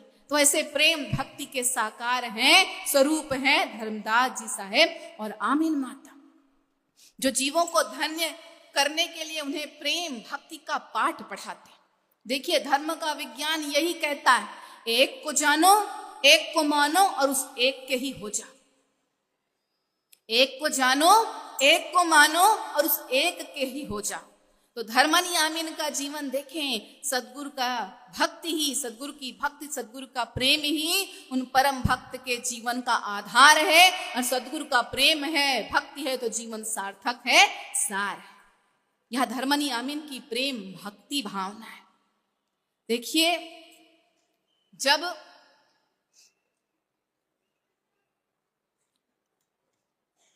धर्मदास जी साहेब सदगुरु कबीर साहब के प्रेम में पगे हुए, रंगे हुए कहते हैं कि जही कारण जग डोलत भर में, सो साहेब घटकीन बसेरा, क्या संध्या क्या प्रात सवेरा, जहां देखूं तहां साहेब मेरा। तो ये सिर्फ शब्द नहीं है, उनके हृदय की गहराई को अनुभव करिए। साहेब क्या कह रहे हैं कि मुझे इस संसार में सर्वत्र अपने परमात्मा, अपने साहेब, अपने सदगुरु का ही दीदार होता है। हर जगह मुझे अपने साहेब ही दिखते। और यह कार्य इतना, यह बात इतनी सरल नहीं है, इतनी आसान नहीं है। जन्म जन्म मुनि जतन करासी, अंतराम कही आहवत नाय। बड़े बड़े साधक, मुनि, योगी जीवन भर प्रयत्न करते हैं कि सदा सर्वदा परमात्मा का नाम लूं, परमात्मा का दर्शन हो, पर जब जीवन का अंत होता है तो मुख से परमात्मा का नाम नहीं निकल पाता, परमात्मा का दीदार नहीं हो पाता और यह जीवन व्यर्थ हो जाता है। वहीं एक परम साधक, परम भक्त क्या कह रहा है कि मुझे इस संसार में सर्वत्र अपने साहेब, अपने सदगुरु दिख रहे हैं, उनका दर्शन हो रहा है और उनका दर्शन कर मैं अपने जीवन को धन्य करूं। तो जो संसारी जीव होता है उसे इस संसार में सर्वत्र संसार की चीजें ही दिखाई देती हैं, परंतु जो एक परम भक्त होता है उसे इस संसार में सर्वत्र अपने सदगुरु का दीदार होता है। या संसारी जीव और भक्त जीव में अंतर होता है, संत जीव में अंतर होता है। एक भक्त के जीवन में 4 बातें महत्वपूर्ण होती हैं। पहला है निष्पक्षता, वह सब में उस परमात्मा का दीदार करता है, उसके लिए कोई विशेष, कोई साधारण नहीं होता, तो पक्षपात की बात ही नहीं रह जाती। साहेब कहते हैं, पक्षा पक्षी के कारणे सब जग रहा भुलान, निष्पक्ष होके हरि भजे सोई संत सुजान। तो ये जो भक्त होता है वो पक्ष विपक्ष के चक्कर में नहीं पड़ता, उसे सर्वत्र सबके भीतर अपने परमात्मा का दीदार होता है और वह उसी परमात्मा के सुमिरन में, भजन में मस्त रहता है, लगा रहता है। दूसरा, भक्त के जीवन में निर्वैरता। वही बात कि प्रत्येक जीव में जब परमात्मा का दीदार हो रहा है तो बैर भाव का तो कोई प्रश्न ही नहीं उठता। कबीर खड़े बाजार में मांगे सबकी खैर, ना काहू से दोस्ती ना काहू से बैर, ना किसी से दोस्ती ना कोई से बैर, निर्वैर होता है, सब उसके लिए उतने ही प्रिय होते हैं, एक समान। तीसरा गुण जो एक भक्त जीव में होता है वह है निष्कामता। निष्कामी होता है, साहेब का भक्त निष्कामी होता है। और जो निष्कामी होता है इसका अर्थ उसे इस संसार के प्रति कोई कामना, इच्छा, भावना उसके हृदय में जागती ही नहीं। वो अपने संसार में परमात्मा के आलोक में आलोकित होता है, उनकी प्रेम में पगा रहता है, संसार की माया के चक्कर में नहीं पड़ता। चाह गई चिंता गई मनुआ बेपरवाह, और जिनको कछु न चाहिए वे साहन के साह। उसे कोई चाह, कोई कामना, कोई इच्छा मन में जागती ही नहीं, वह सिर्फ अपने साहेब को पाना चाहता है और उनकी भक्ति में लगा रहना चाहता है। तो सच्चा भक्त निष्कामी होता है। और चौथा गुण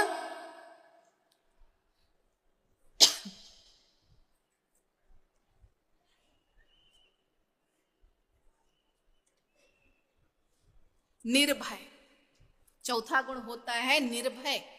उसे इस संसार में कोई डर नहीं होता, वह अपने साहेब के प्रति पूर्ण विश्वास रखता है, उनकी भक्ति में लगा रहता है, उसे संसार में किसी भी प्रकार का कोई भय, डर नहीं होता है। वह यह बात जानता है कि जाको राखे साइया मार सके न कोई, बाल न बाका कर सके जो जग बैरी हो। वह यह बात जानता है कि जब मैं अपने सदगुरु की शरण में हूं तो मेरा इस संसार में कोई बाल भी बांका नहीं कर सकता, तो मैं क्यों डरूं, क्यों भयभीत हूं। तो ऐसे परम भक्त धनी धर्मदास जी साहेब और आमीन माता है जो निष्पक्ष हैं, निर्भय हैं, निष्कामी हैं और निर्वैर हैं। तो ऐसे परम भक्त, परम साधक धनी धर्मदास जी साहेब और आमीन माता के बारे में कुछ सुंदर बातें कहना चाहूंगी। कुछ सुंदर बातें कहना चाहूंगी कि जिन्हें एक सदगुरु के सिवा और न कोई आस है, जिन्हें एक सदगुरु के सिवा और न कोई आस है, जिनका एक सदगुरु पर ही दृढ़ विश्वास है, एक सदगुरु का ही सुमिरन करती जिनकी हर श्वास है, एक सदगुरु को ही पाने का जिनका हर प्रयास है, एक सदगुरु का ही सुमिरन करती, एक सदगुरु का ही सुमिरन करती जिनकी हर एक श्वास है, जिनके पावन चरित्र की सर्वत्र फैली सुवास है, जिनके हृदय मंदिर में सदैव एक सदगुरु कबीर का निवास है, वे और कोई नहीं हमारे माता आमीन और धर्मदास हैं। माता आमीन और धर्मदास। तो प्रेम भक्ति का भाव धर्मनी आमीन के जीवन से सीखना है। तीसरी बात, तीसरा गुण विनम्रता। विनम्रता धर्मदास जी साहेब और आमीन माता के समान विनम्र, समर्पित, मनसा वाचा कर्मणा अपने सदगुरु की भक्ति में लीन उदाहरण इस संसार में अन्यत्र कहीं नहीं मिलेगा। विनम्रता का अर्थ समझे हम, अहंकार शून्यता। यह अहंकार मनुष्य की सबसे बड़ा शत्रु है। मनुष्य का सबसे बड़ा शत्रु है अहंकार। जिसने इस अहंकार को पाला वो परमात्मा को कभी प्राप्त नहीं कर सकता। अहंकार का त्याग करना है। साहेब कहते हैं किया कराया सब गया, नेम धर्म आचार, भक्ति गई बहुजन्म की, जब आया अहंकार। एक अहंकार के जीवन में आ जाने से सारे जीवन की भक्ति, सारे सद्गुण धीरे धीरे हमसे दूर होते चले जाते हैं और हम दुर्गुणों में लिप्त होते जाते हैं। देखिए, यह अहंकार बड़ा खतरनाक है। जब हम दुर्गुणों का नाम लेते हैं, काम, क्रोध, लोभ, मोह, अहंकार, तो इसमें अहंकार भले सबसे पीछे आता है, परंतु सबसे पहले यही होता है। जब सबसे पहले अहंकार होता है, फिर धीरे धीरे उसके पीछे सारे दुर्गुण जुड़ते चले जाते हैं। कैसे? अहंकार का भाव अर्थात मैं मेरा का भाव। मैं मेरा का भाव, यह अहंकार है। और मैं मेरा का भाव आते ही हृदय में कामनाएं उठने लगती हैं, इच्छाएं उठने लगती हैं कि मुझे ये मिल जाए, मुझे ये प्राप्त हो जाए, यह मेरा हो जाए, मैं इसे प्राप्त कर लूं। तो यह है कामना। काम हृदय में आता है, जीवन में आता है। और जिन वस्तुओं की कामना यह मैं कर रहा है, अगर वह वस्तु प्राप्त न हो तो जीवन में क्रोध आता है। और जिस वस्तु की कामना जीव कर रहा है, वह अगर उसे मिल जाए तो उसके प्रति लोभ आता है, और मिलना है और मिल जाए, ये दिल मांगे मोर।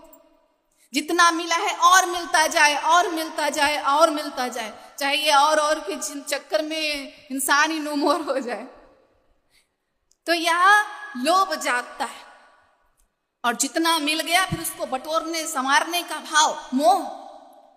तो मैं मेरा का भाव ही ना जागे, यह अहंकार ही जीवन में ना आए, तो सारे दुर्गुण तो मनुष्य के जीवन से जुड़ ही नहीं सकते। तो इस अहंकार से दूर रहना है भाई। तभी साहेब कहते हैं, मैं मनता मन मार रे नाना करी करी पीस, तब सुख पावे सुंदरी ब्रह्म झलक के शीस। इस मैं को चूरा चूरा कर दो, मार दो, पीस दो, समाप्त कर दो, क्योंकि यह परमात्मा प्राप्ति में सबसे बड़ी बाधा है। यह जीवात्मा को परमात्मा से मिलने नहीं देगा। तो जो विनम्र जीव होता है वो अहंकार शून्य होता है। अहंकार का परिणाम सबने देखा है। इतिहास उठाकर देखिए, रावण, कंस, दुर्योधन कितने पराक्रमी, परंतु क्या अंजाम, क्या परिणाम हुआ इस अहंकार का। इस अहंकार को त्यागना है। तो जो साहेब का भक्त होता है, प्रेमी होता है, वह विनम्र होता है।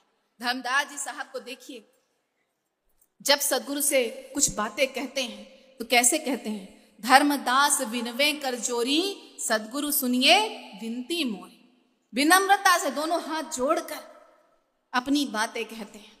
तो विनम्रता जीवन को महान बनाती है। यह बात ध्यान दें हम। बुद्धि ज्ञान देती है, योग्यता स्थान देती है, परंतु विनम्रता हर जगह सम्मान देती है। तो विनम्रता अपने जीवन में हमें धारण करना है। विनम्रता के बारे में नानक जी ने क्या खूब बात कही है, क्या खूब कही है कि नानक नन्हे होए रहो, जैसे नन्ही दूब, बांस वांस सब बही गए, दूब खूब की खूब। जब नदी में बाढ़ आती है, तूफान आता है, तो जल कितना प्रवाह तेज हो जाता है जल का। और उस जल के तेज प्रवाह में बड़े बड़े पत्थर, पर्वत, बड़ी बड़ी इमारतें, बड़े बड़े पेड़, जंगल सब उखड़ जाते हैं, बह जाते हैं। परंतु उस छोटी सी दूब घास को देखिए, जल का तेज प्रवाह उस छोटी सी दूब घास का कुछ नहीं बिगाड़ पाती, क्योंकि दूब घास झुकना जानती है, विनम्र होना जानती है। जैसे ही जल का तेज प्रवाह आता है, दूब नीचे की तरफ झुक जाती है और सुरक्षित रह जाती है। तो मनुष्य को विनम्र होना है, झुकना सीखना है। परंतु अहंकारी जीव झुकना नहीं जानता। एक तो अहंकारी जीव झुकना नहीं जानता, और दूसरा अहंकारी जीव मधुर वचन बोलना नहीं जानता। जिससे भी बोलेगा अहंकार में चूर होकर कड़वे शब्द ही बोलता है। और ये कड़वे शब्दों का प्रभाव, इस कड़वी जबान का प्रभाव तो सभी जानते हैं। इस बारे में रहीमदास जी कहते हैं कि रहीमन जिहवा बावरी, कह गई आकाश पताल, खुद तो भीतर गई जूता खात कपाल। यह जुबान, इस जुबान बड़ी खतरनाक है। इस जुबान के बारे में देखिए, कह गई आकाश पताल। ऐसे ही परमात्मा ने जब इस मनुष्य की संरचना की तो आंखें दो बनाई, कान दो बनाए, श्वास लेने के लिए नाक के भी 2 छिद्र बनाए, परंतु ये जुबान एक ही बनाई कि सुनो, देखो ज्यादा तो बोलो कम।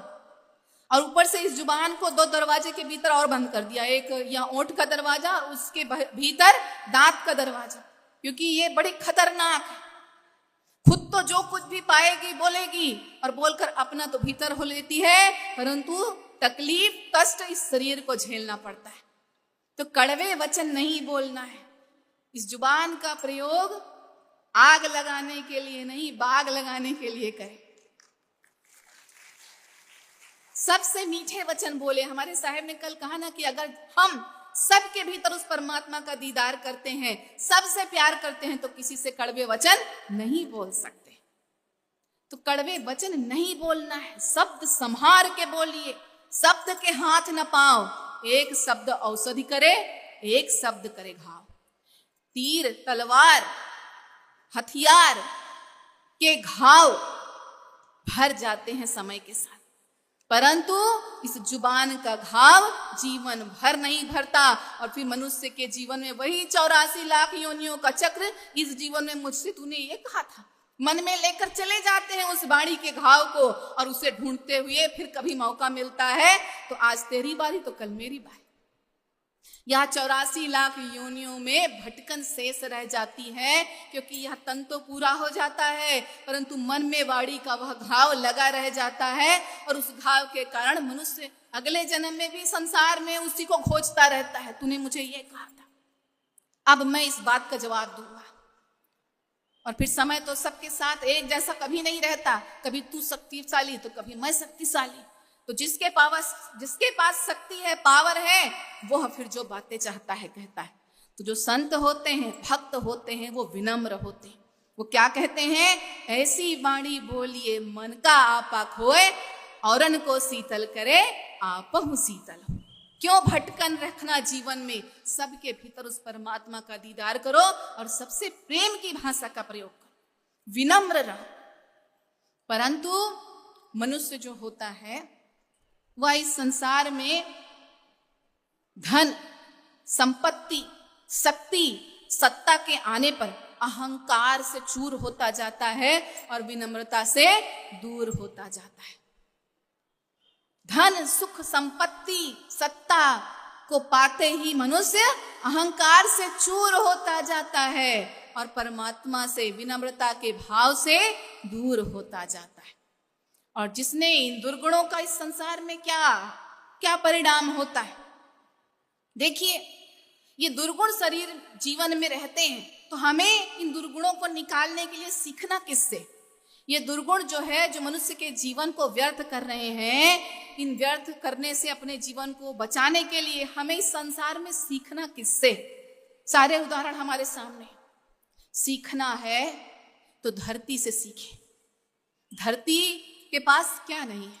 अनेकों रत्नों की खान है, सोना चांदी हीरे मोती अनेकों रत्नों की खान है, परंतु धरती के पास क्या नहीं है? धरती के पास अहंकार नहीं है, वह विनम्र है, सहनशील है। तो हमें विनम्रता सहनशीलता धरती से सीखनी और जल से सीखे। जल के पास सब कुछ है, तरलता है, सरलता है, शीतलता है, प्रवाहशीलता है, परंतु क्या नहीं है? भेदभाव नहीं है। वह सबको समान रूप से अपना जल प्रदान करता है। तो भेदभाव नहीं करना है, सबको अपने समान समझना है। यह बात हमें जल सिखाता है। और देखें, आकाश के पास सूरज है, चंद्रमा है, सितारे, सब कुछ है, परंतु क्या नहीं है? आकाश के पास खंभे नहीं है। खंभा अर्थात बंधन, वह मुक्त है, स्वतंत्र है। तो मुक्त होना, स्वतंत्र होना हमें आकाश सिखाता है, परंतु मनुष्य इस संसार में दुर्गुणों विषय विकारों के बंधन में बंधा रह जाता है। इसके फलस्वरूप अपने अनमोल मानव जीवन को व्यर्थ कर देता है। देखिए, मनुष्य इस संसार में अहंकार का भाव लाता है, लोभ का भाव लाता है, तो उसके जीवन की क्या दशा होती? इस विषय पर एक बड़ी छोटी सी सुंदर सी हास्य कहानी है कि एक बार एक ऊंट था। ऊंट को बड़े बड़े ऊंचे ऊंचे वृक्षों के ऊपर की पत्तियों को खाने का बड़ा शौक था। नरम नरम पत्तियां जो वृक्ष के सबसे ऊपरी हिस्से में लगी रहती है उसे बड़ी भाती थी। वह हमेशा लोभ भाव से पेड़ों की तरफ देखा करता था कि जो सबसे ऊपर की नरम नरम कोमल कोमल पत्ती है, काश मुझे वो खाने को मिल जाती। परंतु इतनी ऊंची गर्दन नहीं थी, तो मन में ये इच्छा उठती, काश मेरी गर्दन लंबी हो जाती, इतनी लंबी हो जाती कि जितना मैं चाहता उतनी लंबी हो जाती, और मैं जितना चाहता उतनी अपनी गर्दन को लंबी करके पेड़ के सबसे ऊपरी हिस्से से पत्ती खाता, मौज आ जाती। यह इच्छा या कामना उसके मन में रोज रहने लगी। परंतु क्या करे, एक दिन सुबह उठा तो देखा उसकी यह इच्छा पूरी हो गई। उसने अपनी गर्दन उठाई तो उसकी गर्दन ऊंची होती चली गई, इतनी ऊंची जितना वो चाहता था, और उसने अपनी गर्दन ऊंची करते करते करते पेड़ के सबसे ऊपरी हिस्से में पहुंचाया, और जो उसे चाहिए था वो उसने खाया। अब तो उसकी मौज हो गई, बड़ा आनंद, बड़ा मजा कि जो मैंने चाहा था वो पूरा हो गया। जो चाहता वो अपनी गर्दन लंबी करके खा लेता। तो उसके अंदर अहंकार आ गया, मैं का भाव आ गया कि मेरे पास तो इतनी विशेष शक्ति है, ये सारे जानवर, सारे वन्य जीव मेरे आगे तुच्छ हैं, कुछ नहीं है। मैं तो सुप्रीम, सबसे सुपर पावर हूं, मेरे पास सबसे बड़ी शक्ति है, ये सब मेरे आगे हे हैं, तुच्छ हैं, किसी काम के नहीं। तो सबको हे दृष्टि से देखने लगा, अपने अहंकार में तन कर चलता, बैठा रहता, जब कुछ खाने की इच्छा होती अपनी गर्दन लंबी करता और खा लेता। इतना अहंकार, लोगों से बोलना बंद कर दिया, अन्य जानवरों से बात करना, देखना बंद कर दिया। तो मत देख भाई, तू नहीं देखना है तो मत देख, हम भी नहीं देखेंगे तुझे। तो अन्य जानवरों ने भी उसकी तरफ देखना, ध्यान देना बंद कर दिया, और वह अपने लोभ अहंकार में बैठकर जो चाहता वो पाता। एक दिन उसने अपनी गर्दन लंबी की, भोजन करने के लिए, तो उसकी गर्दन लंबी होती चली गई, लंबी होती चली गई और धीरे धीरे शेर की गुफा में घुस गई। इतनी लंबी हो गई ऊंट की गर्दन कि शेर की गुफा में घुस गई। सब देख रहे थे कि शेर की गुफा में इसकी गर्दन जा रही है, पर अहंकारी है, जब तू बात करना नहीं पसंद करता तो सबने ध्यान देना बंद कर दिया, देखा ही नहीं कि ये क्या कर रहा है। सबने उसे समझाने के प्रयास किया, पर वह तो अहंकारी, उसने किसी की बात नहीं सुनी। तो उसकी गर्दन लंबी होती होती होती शेर के गुफा में चली गई, और शेर को बैठे बैठे शिकार मिल गया और ऊंट का जीवन समाप्त। तो यह लोभ, लालच, अहंकार का भाव है, जो इस संसार में प्राप्त है उतना ही पर्याप्त है। विनम्र, विनीत रहना सीखे। इस संसार में विषय विकार के बंधन से मुक्त होना है और परमात्मा से संयुक्त होना है, तो जीवन में विनम्रता का भाव लाना पड़ेगा। साहेब कहते हैं, दीन गरीबी बंदगी सबको आदर भाव, कहें कबीर सोई बड़ा, जाका बड़ा स्वभाव। वही सबसे बड़ा है जो इस संसार में सबसे विनम्र हो, जिसका स्वभाव सबसे बड़ा। देखिए, जीवन में जब विनम्रता आती है तो सारे सद्गुण स्वयं जीवन में आ जाते हैं, क्योंकि विनम्रता ही सभी सद्गुणों की आधारशिला है। विनम्रता आने से जीवन से सारे दुर्गुण नष्ट हो जाते हैं, दूर हो जाते हैं, और जीवन में सारे सद्गुण आ जाते हैं और मनुष्य का जीवन धन्य हो जाता है। तो विनम्र होना है। चौथा गुण है जो धर्मदास जी साहेब और आमीन माता के जीवन से हमें सीखना है। चौथा गुण जो हमें अपने जीवन में सीखना है वह है अनासक्त जीवन। आसक्तियों का त्याग इस संसार में जीवन में परम आवश्यक है। धर्मदास जी साहेब और आमीन माता का जीवन अनासक्त जीवन का सर्वश्रेष्ठ उदाहरण है। धर्मदास जी साहेब और आमीन माता का जीवन देखें तो एक पैर गृहस्थ में और एक पैर वैराग्य में। कैसा जीवन है धर्मदास जी साहेब और आमीन माता का? जैसे कमल का जीवन। कमल का पुष्प देखिए, तालाब में होता है। कमल तालाब में होता है। कमल की जड़ें तालाब में कीचड़ से लगी हुई होती है, परंतु उस कीचड़ की गंदगी, मैलापन, कलंक, कालिमा का एक भी अंश कमल की सुंदरता को मलिन नहीं कर पाता है। वैसे ही मनुष्य का जीवन होना चाहिए।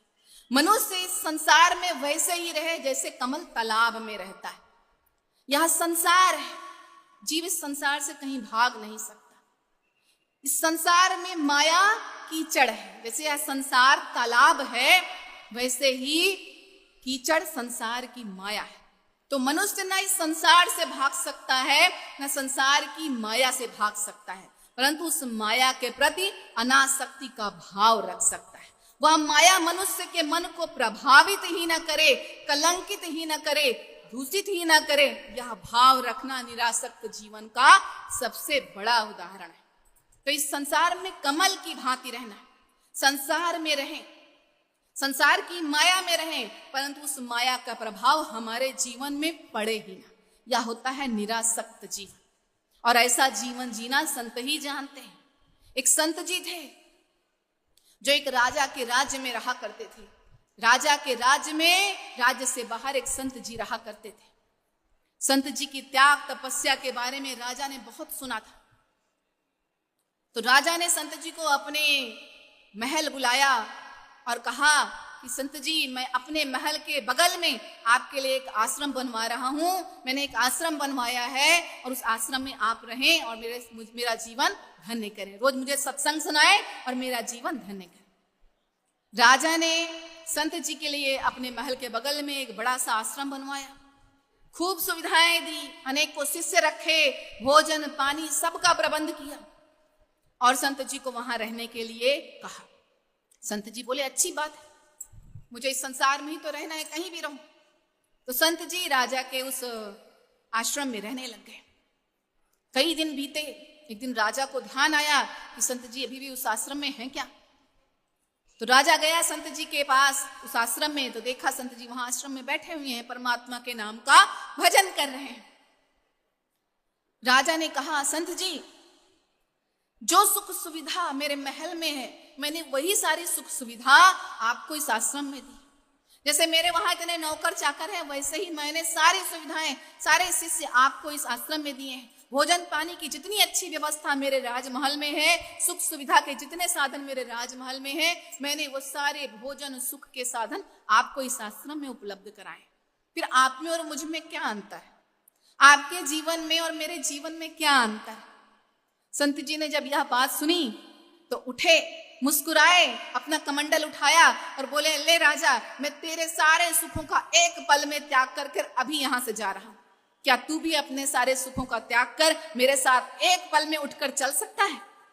राजा अवाक, अपने सारे सुख को, साधनों को, अपने राजपाट को, राजसी सुख को एक पल में छोड़ने की हिम्मत, ताकत राजा के पास नहीं थी, क्योंकि वह इस संसार में बंधन में है। और जो संत होते हैं वो बंधन मुक्त होते हैं। वो इस संसार में तो रहते हैं, परंतु इस संसार की माया से मुक्त रहते हैं। तो ऐसा जीवन हमें बनाना है। संत जो होते हैं वो बच्चों की तरह होते हैं। एक बार रामकृष्ण परमहंस जी ने किसी ने पूछा कि संत कैसे होते हैं, तो रामकृष्ण परमहंस जी ने कहा, संत बच्चों की तरह होते हैं। बच्चों को देखो समुद्र के किनारे, आप सब भी यहाँ समुद्र के किनारे घूमने गए होंगे, आपने देखा होगा।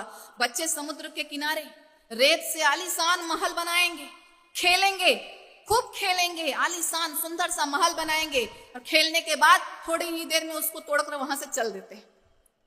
उस महल के प्रति कोई आसक्ति का भाव उनके भीतर नहीं होता है। बड़े भाव से, बड़े ही बिना निरासक्त रहे हुए, बिना कोई आसक्ति का भाव रखे हुए वो बच्चे उस आलीशान सुंदर महल को तोड़कर वहां से चल देते हैं। तो ऐसे ही संत होते हैं। संत इस संसार में रहते हैं, परंतु संसार की माया का उन पर कोई प्रभाव नहीं पड़ता।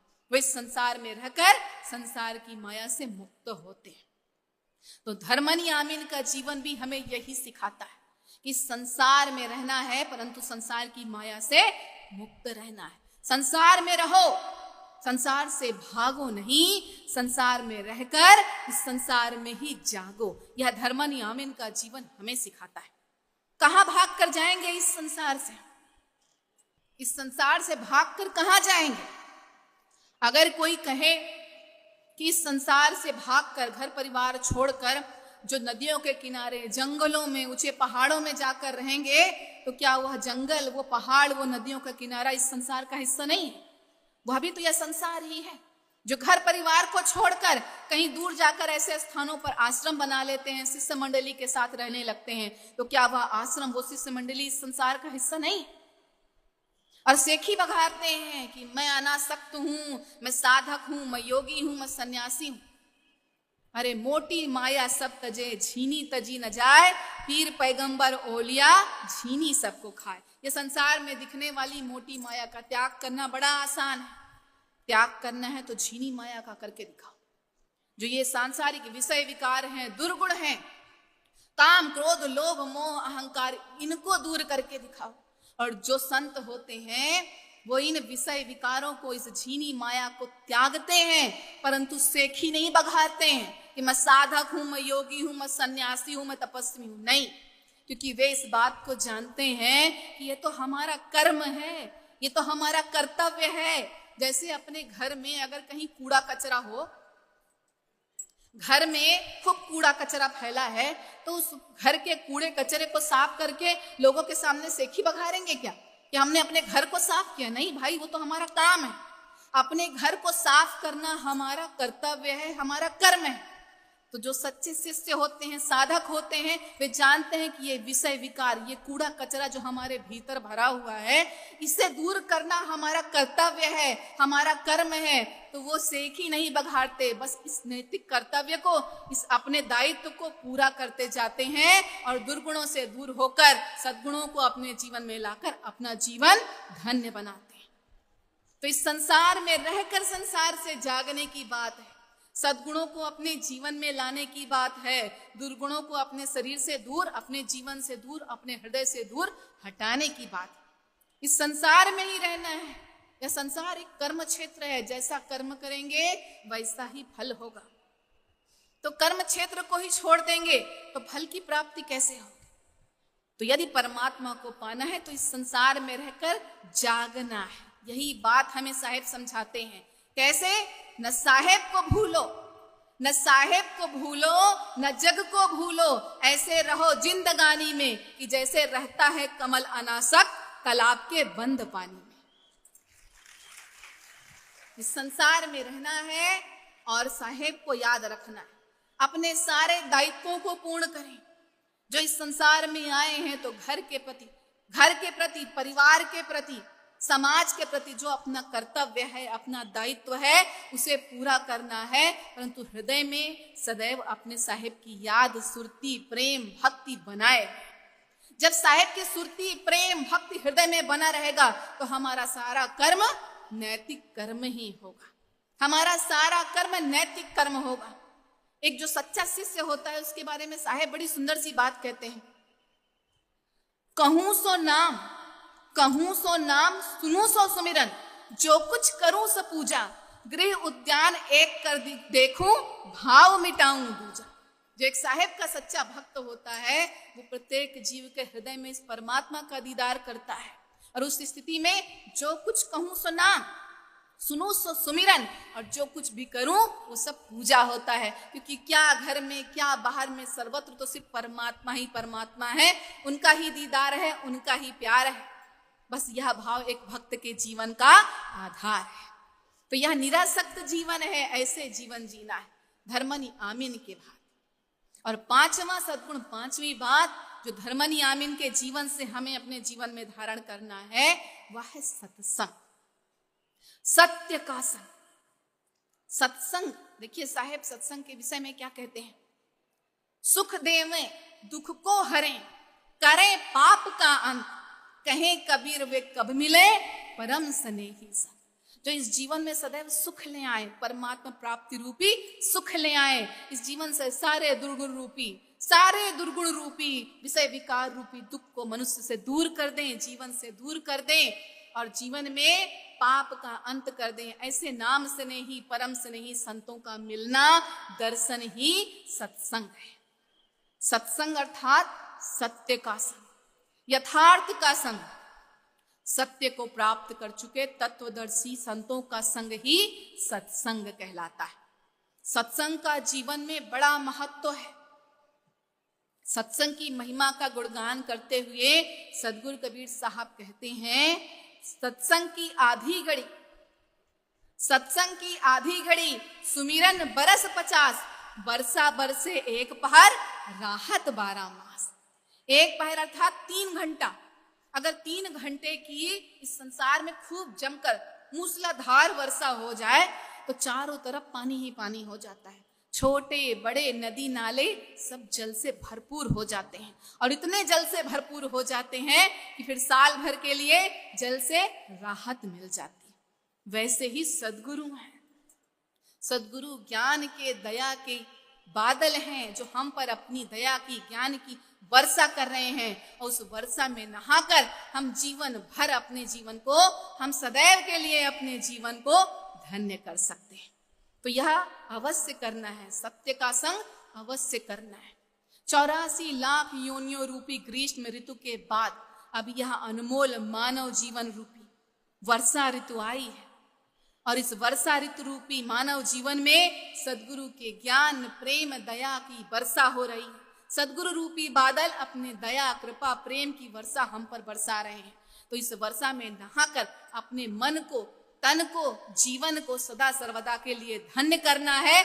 आवागमन के चक्र से मुक्त हो जाना है। तो आवागमन के चक्र से मुक्त हो जाना है तो सत्संग करना है, सत्संग करना है, सत्य का संग करना है।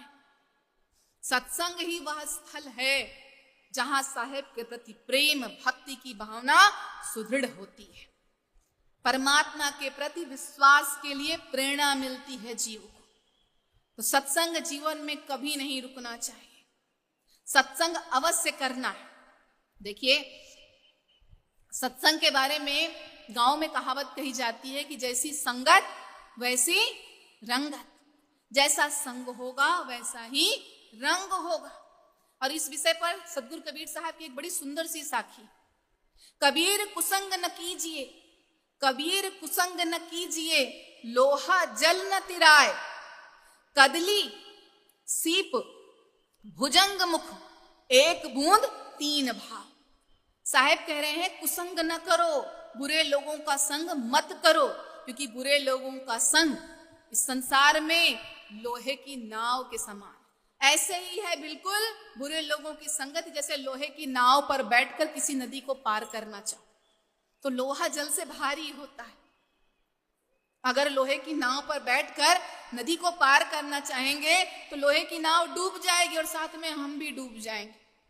तो कुसंग, बुरे लोगों का संग भी लोहे की नाव के समान होता है, जो एक साधारण नदी नहीं पार करा सकता, इस विकट भव सागर को क्या खाक पार कराए। तो सत्संग करना है, क्योंकि मनुष्य का जीवन तो एक ही है, पर जैसी संगत वैसी रंगत। हम जैसा संग करेंगे वैसा ही हमारा रंग होगा। कैसे? जैसे जब जल की वर्षा होती, साहेब इस साखी में आगे कह रहे हैं कि जब जल की वर्षा होती है, स्वाति नक्षत्र में जब जल की वर्षा होती है तो जल की बूंद धरती पर गिरती। अब जल की बूंद तो एक ही है, परंतु स्वाति नक्षत्र में वह जल की एक बूंद जब कदली पर, कदली अर्थात केले के पत्ते पर गिरती है तो वह बूंद कपूर में बदल जाती।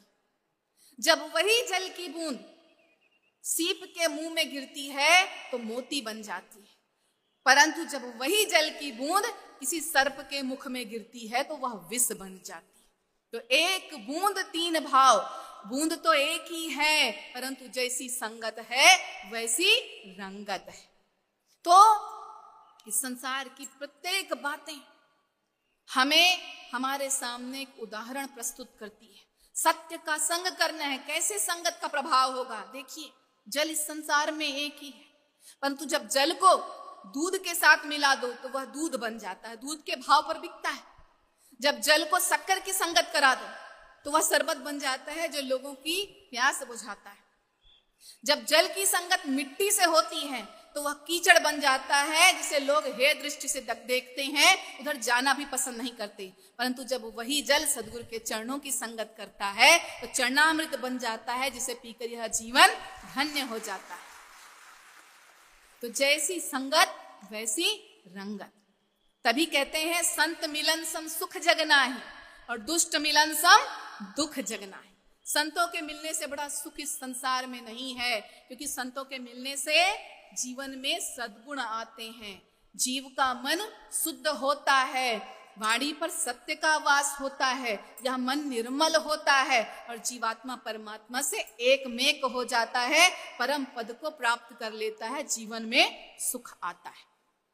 परंतु जब जीव दुष्ट मिलन सम दुख जग नाहि, पर जब जीव दुर्गुणों की संगत करता है, दुष्ट जीव की संगत करता है, तो संगत का प्रभाव जरूर पड़ता है और धीरे धीरे जीवन से सारे सद्गुण हटते जाते हैं और विषय विकार की तरफ यह मन चल पड़ता है। इसके फलस्वरूप इस भवसागर में ही दुख भोगते रह जाता है।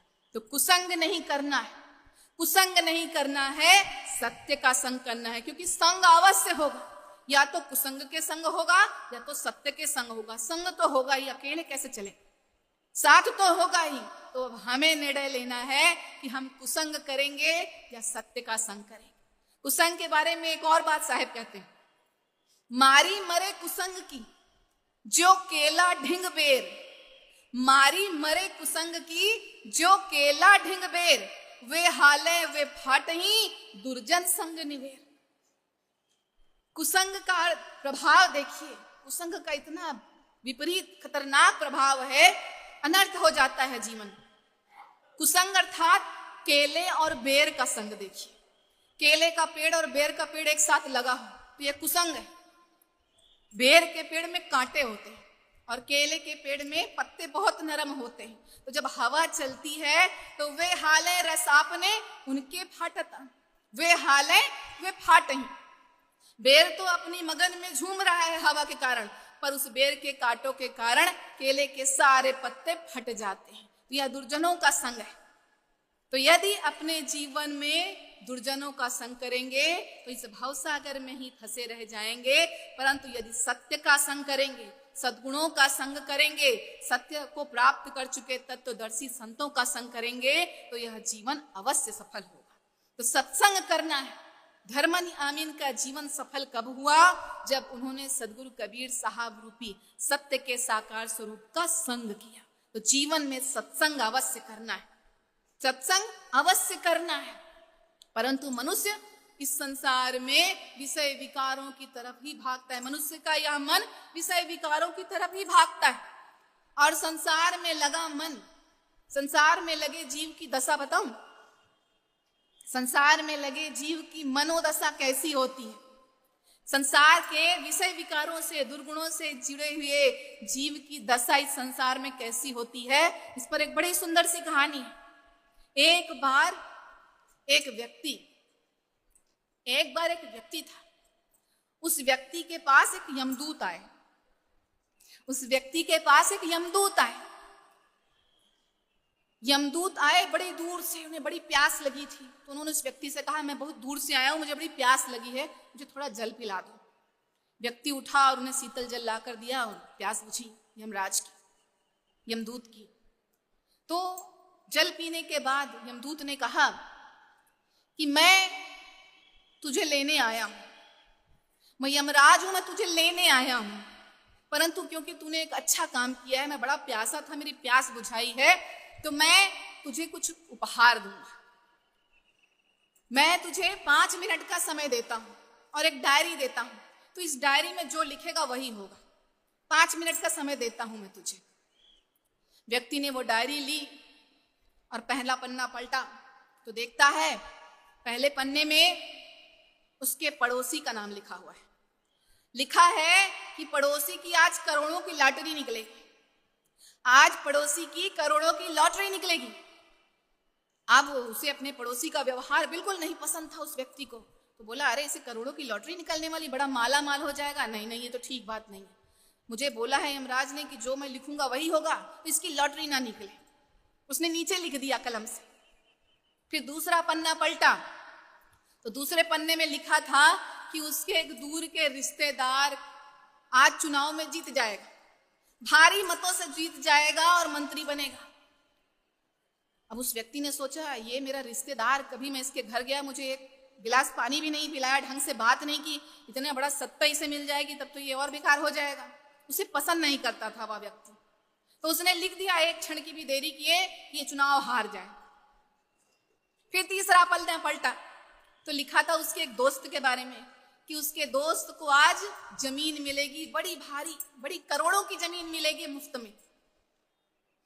अब उसे बड़ा रोष हुआ इस बात से कि मेरा ये दोस्त जो है अच्छा आदमी नहीं था, हमेशा मन ही मन मुझसे चिढ़ा करता था, बड़ा डींगे बघाड़ता था, सेखी बघाड़ता था कि मेरे पास तो ये है वो है वो है, अब इसे ये इतनी जमीन मिल जाएगी महंगी, ये इतना धन का स्वामी हो जाएगा, तब तो ढंग से बात भी नहीं करेगा, ये बड़ा घमंडी आदमी था, इसको जमीन नहीं मिलनी चाहिए।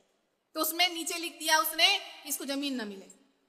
ऐसे ही वो जितने पन्ने पलटते गया उसके किसी न किसी जान पहचान वाले के बारे में न कोई बात लिखी थी, और वह क्योंकि सबसे जलता था तो वह सहज स्वभाव से, देखिए सहज मनुष्य का सहज स्वभाव है, मनुष्य सहज स्वभाव से वह व्यक्ति उन सबके बारे में कुछ ना कुछ उल्टा ही लिखता चला गया। फिर आखिरी पन्ना आया, आखिरी पन्ने में उसका खुद का नाम लिखा था, और जैसे ही कलम उठाकर लिखने के लिए तैयार हुआ यमराज ने डायरी छीन ली और पेन भी छीन लिया और बोले, लगता है तुम शर्त भूल गए, मैंने तुम्हें सिर्फ 5 मिनट का समय दिया था, जिसे तुमने सबके बारे में लिखने में गंवा दिया, और अब तुम अपने बारे में कुछ नहीं लिख सकते, तुम्हारा समय पूरा हुआ, तुम्हें मेरे साथ चलना पड़ेगा। और उस व्यक्ति को यमराज ले गए। तो मनुष्य का आज इस संसार में यही स्वभाव है, उसके ध्यान का केंद्र इस संसार में सब है, सिर्फ उसी को छोड़कर, अपने बारे में छोड़कर वो सबके लिए सोचता है, सबके बारे में सोचता है, सिर्फ अपने बारे में सोचना भूल जाता है। सबको सबके लिए सोचेगा, सबका कि कौन कैसा है, उसके अंदर क्या व्यवहार है, क्या दुर्गुण है, क्या स्वभाव है, सबके लिए सोचेगा कि इसके अंदर ये कमी है, ये बुराई है, ये गलती है, ये अच्छा नहीं है, वो अच्छा नहीं है, सारे दुर्गुणों के बारे में सोचेगा सबके लिए, परंतु अपने बारे में सोचना भूल जाता है। और जब कभी अपनी तरफ दृष्टि जाती है तो क्या मिलता है, बुरा जो देखन मैं चला, बुरा न मिलिया कोई, और जो दिल खोजो आपना, मुझसे बुरा न कोई। जब कभी अपनी तरफ दृष्टि जाती है, ध्यान अपनी तरफ केंद्रित होता है, तो ये पता चलता है कि अरे हमसे बुरा कोई नहीं। तो जब तक अपनी बुराइयों के बारे में, अपने दुर्गुणों के बारे में, अपने अवगुणों के बारे में हम नहीं देखेंगे, नहीं सोचेंगे, नहीं जानेंगे, उन्हें सद्गुणों में कैसे बदलें, अपने जीवन को कैसे धन्य कर पाएंगे। तो दूसरों के बारे में सोचना बंद करें, अपने बारे में सोचना शुरू करें। इस यहाँ मानव जीवन बड़ा अनमोल है, मानुष जन्म अनमोल है, मिले न बारंबार, पाका फल जो गिर पड़े बहुरी न लागे डार। या अनमोल जन्म, या मानव जीवन 84 लाख योनियों में भटकने के पश्चात मिला है, तो अपने जीवन को धन्य करने के लिए मिला है, अपने अवगुणों को जानने समझने के लिए मिला है, और उन अवगुणों को सद्गुणों में बदलने के लिए मिला है। तो इन अवगुणों से दूर होना है, अपनी तरफ देखना है, समझना है, जानना है, अपने अनमोल मानव जीवन के अर्थ को समझना है, और सद्गुरु द्वारा दिखाए गए प्रेम भक्ति के मार्ग पर चलना है, दुर्गुणों को दूर करना है और अपने जीवन को धन्य करना है। कैसे धन्य करना है? जैसे धर्मनी आमीन ने सदगुरु कबीर साहब द्वारा बताए गए सत्य प्रेम सद्गुणों के मार्ग पर चलकर अपने जीवन को धन्य किया, वही राह भी हमारे लिए कबीर पंथ के माध्यम से धनी धर्मदास जी साहेब सदगुरु द्वारा बताए गए सद्गुणों के उसी मार्ग को कबीर पंथ के रूप में हमारे सामने प्रस्तुत करते हैं कि अपने जीवन को सदगुरु द्वारा बताए गए सद्गुणों को अपने जीवन में धारण कर, उन सद्गुणों के मार्ग पर चलकर अपने जीवन को कमाल बनाना है, धन्य करना है, सफल करना है, सार्थक करना है। तो यूं तो जी लेते हैं जिंदगी सभी, बड़े सुंदर शब्दों में कहा गया है कि यूं तो जी लेते हैं सभी, पर जियो कुछ ऐसा कि ये जिंदगी कमाल हो जाए। यूं तो जिंदगी जीते हैं सभी, पर जियो कुछ ऐसा कि ये जिंदगी मिसाल हो जाए। भक्ति करो धर्मनी आमीन की तरह अपने सदगुरु की, ताकि यह जीवन में कमाल हो जाए, यह जीवन में कमाल हो जाए। तो यदि अपने जीवन में कमाल करना है, यदि अपने जीवन को धन्य करना है, तो धर्मनी आमीन धनी धर्मदास जी साहेब और आमीन माता द्वारा दिखाए गए सदगुरु कबीर साहब के अमृत वचनों का पंथ, सद्गुणों का पंथ, कबीर पंथ पर चलना है, उनके सद्गुणों को, उनके अमृत वचनों को अपने जीवन में धारण करना है, दूसरों को भी समझाना है, खुद भी समझना है और अपने जीवन को धन्य बनाना है। इतना ही कहकर मैं आप सबसे आज्ञा चाहूंगी। आप सबने मेरी बातें बड़े धैर्यपूर्वक, प्रेम पूर्वक